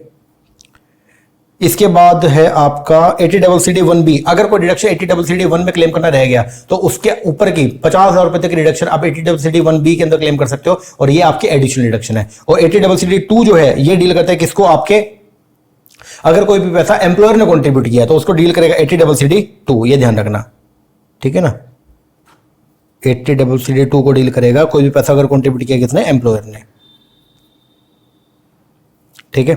और ये कितना 14% ऑफ सैलरी अगर सेंट्रल गवर्नमेंट स्टेट गवर्नमेंट है, और 10% या 14% ऑफ सैलरी अदर एम्प्लॉय के लिए, ओके। फिर 80CCH ये डील करता है क्या, अग्निपथ स्कीम। अगर कोई भी पैसा आपने जो कंट्रीब्यूट किया अग्निपथ स्कीम के अंदर तो रिडक्शन मिलेगी 80CCH के अंदर, और जितना भी पैसा कंट्रीब्यूट करोगे पूरी रिडक्शन मिलेगी। फिर 80D ये डील करता है मेडिकल इंश्योरेंस प्रीमियम। अगर आपने कोई हेल्थ इंश्योरेंस प्रीमियम अगर आपने पे किया, ठीक है, तो रिडक्शन मिलेगी 80D में, कितना, जितना भी प्रीमियम अमाउंट पे किया वो, या 25,000 विच एवर इज लेस, ये ध्यान रखना, ठीक है। अगर पेरेंट्स के लिए भी अगर आपने कोई प्रीमियम पे किया तो उसकी रिडक्शन अलग से मिलेगी, इतनी, जितना भी प्रीमियम पे किया वो, या 25,000 विच एवर इज लेस। लेकिन अगर मान लो कोई भी पर्सन जिसके लिए आपने प्रीमियम पे किया अगर वो सीनियर सिटीजन है तो रिडक्शन जो वो कितनी हो जाएगी, 50,000, ओके जी। तो एक्चुअल अमाउंट जो पे किया वो, या 50,000 विच एवर इज लेस, ठीक है। अगर आपने प्रिवेंटिव हेल्थ चेकअप के लिए कोई खर्चा कर दिया तो उसकी रिडक्शन जो है वो मिलेगी कितनी, 5,000, और ये अमाउंट जो उसी 50,000 या 25,000 की लिमिट के अंदर क्या होगा, इंक्लूड होगा। जो प्रीमियम आपने पे किया वो अदर दिन कैश होना चाहिए, मतलब ऑनलाइन आपने पेमेंट की होनी चाहिए। लेकिन प्रिवेंटिव हेल्थ चेकअप के लिए जो रिडक्शन है मैक्सिमम 5,000 तक की, ये खर्चा अगर आपने कैश में भी कर दिया तो भी ये क्या है, अलाउड है, ठीक है। अब जो है वो बात करते हैं सेक्शन 80D की। सेक्शन 80D बोलता है कि अगर मान लो प्रीवियस ईयर में एसएससी ने जो है वो कोई भी एक्सपेंडिचर किया on the medical treatment of dependent, ठीक है, और वो डिपेंडेंट था विद डिसेबिलिटी, ओके, तो फिर उस केस के अंदर आपको फ्लैट डिडक्शन जो है वो अवेलेबल होगा, कितना, अगर जनरल डिसेबल है तो 75,000 रुपए, और अगर सीवियर डिसेबल है तो कितना, 1,25,000 रुपए, ठीक है। इसके बाद 80D भी ये बोलता है कि अगर मान लो प्रीवियस ईयर के अंदर एसएससी ने कोई भी खर्चा किया on the medical treatment of the specific disease of element, कोई स्पेसिफिक डिसीज थी उसके ऊपर अगर खर्चा कर दिया तो ऐसे केस में अपने को देखना पड़ेगा कि खर्चा जो है वो किस पे किया गया। अगर खर्चा जो है वो किया गया किसी ऐसे इंडिविजुअल के ऊपर जिसकी उम्र 60 साल या उससे 60 साल से कम है तो फिर जितना भी खर्चा किया गया वो, या 40,000 विच एवर इज लेस, उसकी रिडक्शन मिलेगा। अगर खर्चा किया गया किसी ऐसे इंडिविजुअल पर जिसकी उम्र 60 साल या उससे ऊपर है लेकिन 80 से कम है, या फिर 80 या उससे ऊपर है, तो फिर कितना, 1 लाख या actual expenditure which ever is less, उसकी क्या मिलेगी, रिडक्शन। फिर सेक्शन 80E ये बोलता है अगर एसएससी ने प्रीवियस ईयर के अंदर कोई भी लोन लिया हुआ है, ठीक है, फॉर हायर एजुकेशन के लिए, और अगर आपने उसके ऊपर कोई भी जो वो क्या किया, इंटरेस्ट का पेमेंट किया, तो जितना भी इंटरेस्ट पे करोगे उसकी रिडक्शन मिलेगी सेक्शन 80E में। 80E जो है वो क्या बोलता है, अगर प्रीवियस ईयर में आपने कोई भी लोन लिया हुआ है किसके लिए, फॉर रेजिडेंशियल हाउस प्रॉपर्टी के लिए, ओके, और उसके ऊपर अगर आपने कोई भी जो इंटरेस्ट पे किया तो उसकी रिडक्शन मिलेगी 80E में, और कितनी मिलेगी, मैक्सिमम रिडक्शन अलाउड कितनी है, 50,000। और ये रिडक्शन जो है वो क्या, सेक्शन 24 की जो रिडक्शन है ना 2 लाख रुपए तक की सेल्फ ऑक्युपाइड हाउस के केस में, उसके बियॉन्ड जो है वो आप यहां पे क्लेम कर सकते हो, ठीक है। बशर्ते ये कुछ इसकी कंडीशन है कि value of the house property जो है वो 50 लाख या उससे जो है वो क्या कम होनी चाहिए। लोन जो है वो आपका सैंक्शन हो गया वो प्रीवियस 2016-17 में, और जो उसका अमाउंट है वो 35 लाख से जो है वो क्या 35 लाख उससे कम होना चाहिए। और एसएससी के पास में जो है वो उस एरिया के अंदर जो है मतलब कोई और लोन जो है एसएससी के पास जो है वो कोई और रेजिडेंशियल हाउस प्रॉपर्टी नहीं होनी चाहिए। फिर 80EE जो है ये बात करते हैं क्या, अगर आपने प्रीवियस ईयर में कोई भी जो है वो लोन लिया किसके लिए, जो 80EE में कवर नहीं होता उसके लिए 80EE है। तो ये भी है बेसिकली अगर आपने लोन लिया किसके लिए, रेजिडेंशियल हाउस प्रॉपर्टी के लिए, ओके, तो उसके ऊपर अगर आपने कोई इंटरेस्ट पे किया तो उसकी रिडक्शन मिलेगी 80EE में, और मैक्सिमम रिडक्शन कितनी है यहाँ पे, 1,50,000, ठीक है। 80EB जो है वो क्या बोलता है, अगर आपने प्रीवियस ईयर में कोई लोन लिया था इलेक्ट्रिक व्हीकल को परचेस करने के लिए तो उसके ऊपर अगर कोई इंटरेस्ट पे किया तो रिडक्शन मिलेगी 80EB में, और मैक्सिमम कितनी, 1.5 लाख रुपए तक का। फिर 80G ये बोलता है घर अगर प्रीवियस ईयर में आपने कोई भी जो रेंट पे किया, ओके, तो रिडक्शन मिलेगी 80G में, और ये क्या है, list of the following, 3 condition, 3 में जो सबसे कम उसकी रिडक्शन मिलेगी। पहला 25% 25% of the adjusted total income, दूसरा rent paid minus 10% of the adjusted total income, और तीसरा 5,000 रुपए पर मंथ। तो ये ध्यान रखना 5,000 रुपए पर मंथ, ठीक है। इसके बाद है deduction relation to the donation, तो 80GA ये बोलता है अगर प्रीवियस ईयर में आपने कोई भी जो वो डोनेशन दिया किसको, रिसर्च इंस्टीट्यूट्स को, ठीक है ना, रिसर्च इंस्टीट्यूशन को अगर कोई भी पैसा जो डोनेट किया तो रिडक्शन मिलेगा सेक्शन 80GA में। कैश में डोनेशन जो मैक्सिमम 2,000 रुपए तक अलाउड है, उसके ऊपर की रिडक्शन जो डोनेशन जो क्या हो जाएगी, डिसअलाउड। डोनेशन की रिडक्शन तभी मिलेगी अगर आपने उसको पे किया अदर देन कैश में, ठीक है।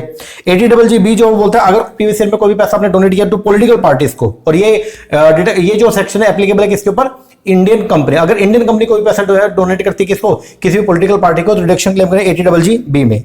80BC की अगर बात करते हैं तो प्रीवियस ईयर में अगर कोई भी पैसा आपने जो डोनेट किया किसको, पॉलिटिकल पार्टीज को, ये अदर देन कंपनी अगर आप एसएससी है तो रिडक्शन मिलेगी 80BC में, क्योंकि वो भी अगर प्रीवियस ईयर में कोई भी रॉयल्टी का इनकम कमाया तो रिडक्शन मिलेगी 80, क्योंकि वो बी में कितना, जितना भी पैसा कमाया वो, या 3 lakh which ever is less. RRB अगर प्रीवियस ईयर में कोई भी रॉयल्टी का पैसा कमाया ऑन पेटेंट के ऊपर, तो जितना भी आपने रॉयल्टी कमाया एक्चुअल इनकम वो, या 3 lakh which ever is less का रिडक्शन मिलेगा। 80AA बोलता है अगर कोई भी इंटरेस्ट आपने प्रीवियस ईयर में कमाया सेविंग अकाउंट के ऊपर, ठीक है, तो रिडक्शन मिलेगा कहां, 80AA में, इंटरेस्ट अमाउंट और 10,000 which ever is less.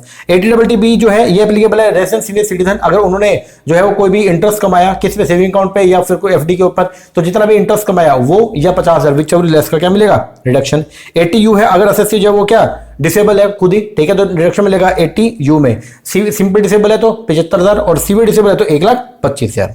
80G जो बात करते हैं अगर प्रीवियस में कोई भी पैसा आपने जो है वो चैरिटेबल पर्पस के लिए क्या डोनेट किया। अब यहाँ पे हम ये बोलते हैं कि यहाँ पे रिडक्शन जो कैसे मिलेगा, यहां पे डोनेशन को 2 पार्ट में डिवाइड करेंगे, एक है विद लिमिट, एक है विदाउट लिमिट। विदाउट लिमिट के अंदर 2 आएंगे, एक है 100% और एक है 50। 100% वाले में अगर कोई पैसा डोनेट किया जितना भी किया उतने की रिडक्शन मिल जाएगी। 50% में जितना पैसा डोनेट किया उसमें से फ्लैट 50% की क्या मिल जाएगी, रिडक्शन। फिर विद लिमिट की अगर यहाँ पे बात करें तो लिमिट जो है वो क्या 10% होता है ATI, तो यहाँ पे लिमिट जो है वो क्या 10% होता है ATI, ये क्वालिफाइंग लिमिट है। अब इसको हम क्या करेंगे, कंपेयर करेंगे, ठीक है। तो है कौन कौन सी, तो 100% जो अनलिमिटेड है उसके अंदर ये सब आएगा, जैसे नेशनल डिफेंस फंड हो गया, prime minister national relief fund हो गया, जिला साक्षरता समिति, prime minister Armenia earthquake relief fund हो गया, Africa fund, national foundation for communal harmony, university education institution of the national eminence approved by the prescribe authority, Maharashtra chief minister earthquake relief fund हो गया, national blood transfusion council हो गया, ये सब, ठीक है। और जो 50% है विदाउट लिमिट 50%, उसमें सिर्फ एक ही है, वो कौन सा, prime minister dot relief fund. फिर विद लिमिट 100% के अंदर जो है वो आपके आएगी अगर कोई भी पैसा डोनेट किया टू द गवर्नमेंट को for promoting the family planning, या कोई भी पैसा अगर आपने जो है वो डोनेट किया इंडियन ओलंपिक एसोसिएशन को, लेकिन ये रिडक्शन है एप्लीकेबल है ओनली किसके लिए, अगर एसएससी कौन है, कंपनी है। और विद लिमिट 50% के अंदर जो है वो क्या, अगर कोई भी पैसा आपने जो है वो डोनेट किया अप्रूव्ड लोकल अथॉरिटी को चैरिटेबल पर्पस के लिए, या अगर आपने कोई भी पैसा जो है वो दिया हाउसिंग डेवलपमेंट अथॉरिटी को या माइनॉरिटी कम्युनिटी के लिए, या अप्रूव्ड जो मंदिर मस्जिद गुरुद्वारा उनके लिए, ठीक है, तो रिडक्शन मिलेगी आपका विद लिमिट 50%, ठीक है। अब यहाँ पे जो क्वालिफाइंग लिमिट है वो क्या 10% होता है adjusted total income. Adjusted total income कैसे निकालते हैं, तो ग्रोस टोटल इनकम आपने निकाल लिया, ठीक है, उसमें से ये सब माइनस कर दो, ठीक है। तो ये आपको मैंने क्वेश्चन करके बताया था, एक बार थोड़ा देख लेना, ठीक है। फिर उसके बाद सेक्शन 10A की डिडक्शंस हैं, ये इसको रीडिंग कर लेना। इसके बाद फिर लास्ट जो आज का अपना चैप्टर है वो है आपका chapter number 11, that is AMT alternate minimum tax. इसका जो सेक्शन है वो है सेक्शन 115 JC, और ये क्या बोलता है, अगर मान लो आपने जो है वो कोई भी जो है प्रॉफिट लिंक डिडक्शन जो क्लेम करी है, ठीक है, सेक्शन 80S से 80IA की कोई डिडक्शन अगर आपने जो क्या किया क्लेम करी है, ठीक है, तो ऐसे केस में आपकी नॉर्मल टैक्स लायबिलिटी निकालो, और फिर उसके बाद में आपको जो है वो क्या करना पड़ेगा, AMT अमाउंट जो निकालना पड़ेगा। AMT बोलते अल्टरनेट मिनिमम टैक्स निकालना पड़ेगा। अगर आपकी actual tax liability alternate minimum tax से जो क्या आ रही है, कम आ रही है, तो आपको जो है वो पे करना पड़ेगा क्या, AMT। क्या पे करना पड़ेगा, AMT, ठीक है। और जो एक्स्ट्रा अमाउंट आपने एक बार पे कर दिया उसको बोलते हैं AMT क्रेडिट, जिसको आप आगे फर्दर ईयर्स में जो है उसका बेनिफिट ले सकते हो। तो AMT को जो डील करता है सेक्शन 115 JC, ठीक है। Assessee except company are liable to pay AMT अगर टैक्स पेबल जो है अंडर द नॉर्मल प्रोविजन जो है वो क्या आ रहा है आपका कम है किससे, AMT से, तो आपको पे करना पड़ेगा क्या, AMT, ध्यान रखना, ठीक है। लेकिन अगर मान लो आपका अगर आपकी जो टोटल इनकम है, ठीक है, जो एडजस्टेड टोटल इनकम जो है वो अगर 20 लाख रुपए से क्या है, कम है, तो ऐसे केस में आपको AMT पे करने की नीड नहीं है, ध्यान रखना। अब रेट ऑफ जो टैक्स है वो क्या, नॉन कॉर्पोरेट एसएससी के लिए कितना 18.5%, अगर नॉन कॉर्पोरेट एसएससी जो उसकी यूनिट लोकेट है IFSC के अंदर तो उसके लिए कितना 9%, और कोऑपरेटिव सोसाइटी के लिए जो AMT का रेट है वो कितना 15% है, ठीक है। ये सरचार्ज का अमाउंट था, HEC 4% ये हो गया। तो एडजस्टेड टोटल इनकम कैसे निकालेंगे, पहले टोटल इनकम ले लो as per the normal provision के हिसाब से, इसमें आप ऐड करोगे जो आपके डिडक्शंस है चैप्टर 6A की डिडक्शन, ठीक है, ऐड करेंगे। अगर कोई डिडक्शन आपने क्लेम करके सेक्शन 10AA की, और अगर सेक्शन 35AD की डिडक्शन क्लेम करिए तो उसको भी दोबारा क्या कर लो, ऐड बैक कर लो। ये आएगा आपका एडजस्टेड टोटल इनकम। अब ध्यान रखना डिडक्शन जो अंडर सेक्शन 80P उसको दोबारा से ऐड बैक करने की नीड नहीं है। इसके अलावा जो 80C से 80CC की डिडक्शन जो आपने क्लेम करी थी उसको भी दोबारा ऐड बैक करने की नीड नहीं है, ठीक है। करना कैसे, पहले नॉर्मल टैक्स लायबिलिटी निकाल लो नॉर्मल प्रोविजन के हिसाब से, फिर आपका क्या करना है एडजस्टेड टोटल इनकम निकालनी, फिर उसके ऊपर जो है वो क्या करो AMT निकाल लो। अब अगर मान लो AMT जो है वो ज्यादा है और नॉर्मल टैक्स लायबिलिटी कम है तो फिर क्या करना पड़ेगा, आपको AMT पे करना पड़ेगा। अब जो आपने एक्स्ट्रा अमाउंट जो फालतू पे कर दिया 60,000 रुपए, इसको बोलते हैं AMT का क्रेडिट, और इसको आप फर्दर अगले 15 सालों तक जो है वो क्या कर सकते हो, यूज कर सकते हो, ठीक है ना। जी। अदर प्रोविजन जो है वो एप्लीकेबल होंगे, ठीक है, मतलब जो अदर प्रोविजन है एडवांस टैक्स टीडीएस के, वो जैसे पहले एप्लीकेबल होते थे वैसे एप्लीकेबल होंगे। ये सब है आपका एएमटी का प्रोविजन। ओके जी। तो यहां से क्वेश्चन जो बन सकता है वो क्या है, एएमटी के रेट का। तो ये रेट आप एक अच्छे तरीके से एक बार देख लेना। ओके जी। लो जी, ये थे टोटल मिला के 9 चैप्टर जो हमने आज के क्लास के अंदर जो रिवाइज करें। आई होप आपको रिवीजन आपकी अच्छी तरीके से होगी, आप इसको कर लो।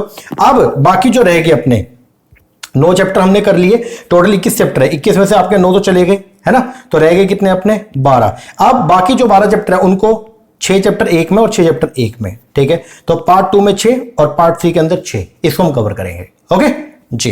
तो ये आज पहला यूनिट जो हमने उठाया वो है आपका unit number 10, that is the income tax, इस यूनिट को। ओके, तो इसके 9 चैप्टर हमने रिवाइज कर लिया, बाकी हम 2 वीडियो के अंदर कंप्लीट करेंगे। ये रिवीजन वीडियो आप अगर लगा के जाओगे ना, और सारे प्रोविजन जो आपको मैंने बताया एक बार आप रीडिंग कर रखे चल जाओगे, पूरा का पूरा पेपर आपको इसमें से देखने को मिलेगा, कुछ भी एक्स्ट्रा आपको करने की नीड नहीं है। ओके जी, चलो एक बार के लिए ये सब कर लीजिए। ओके, बाकी करते हैं अपने नेक्स्ट वीडियो में, तब तक के लिए थैंक यू वेरी मच।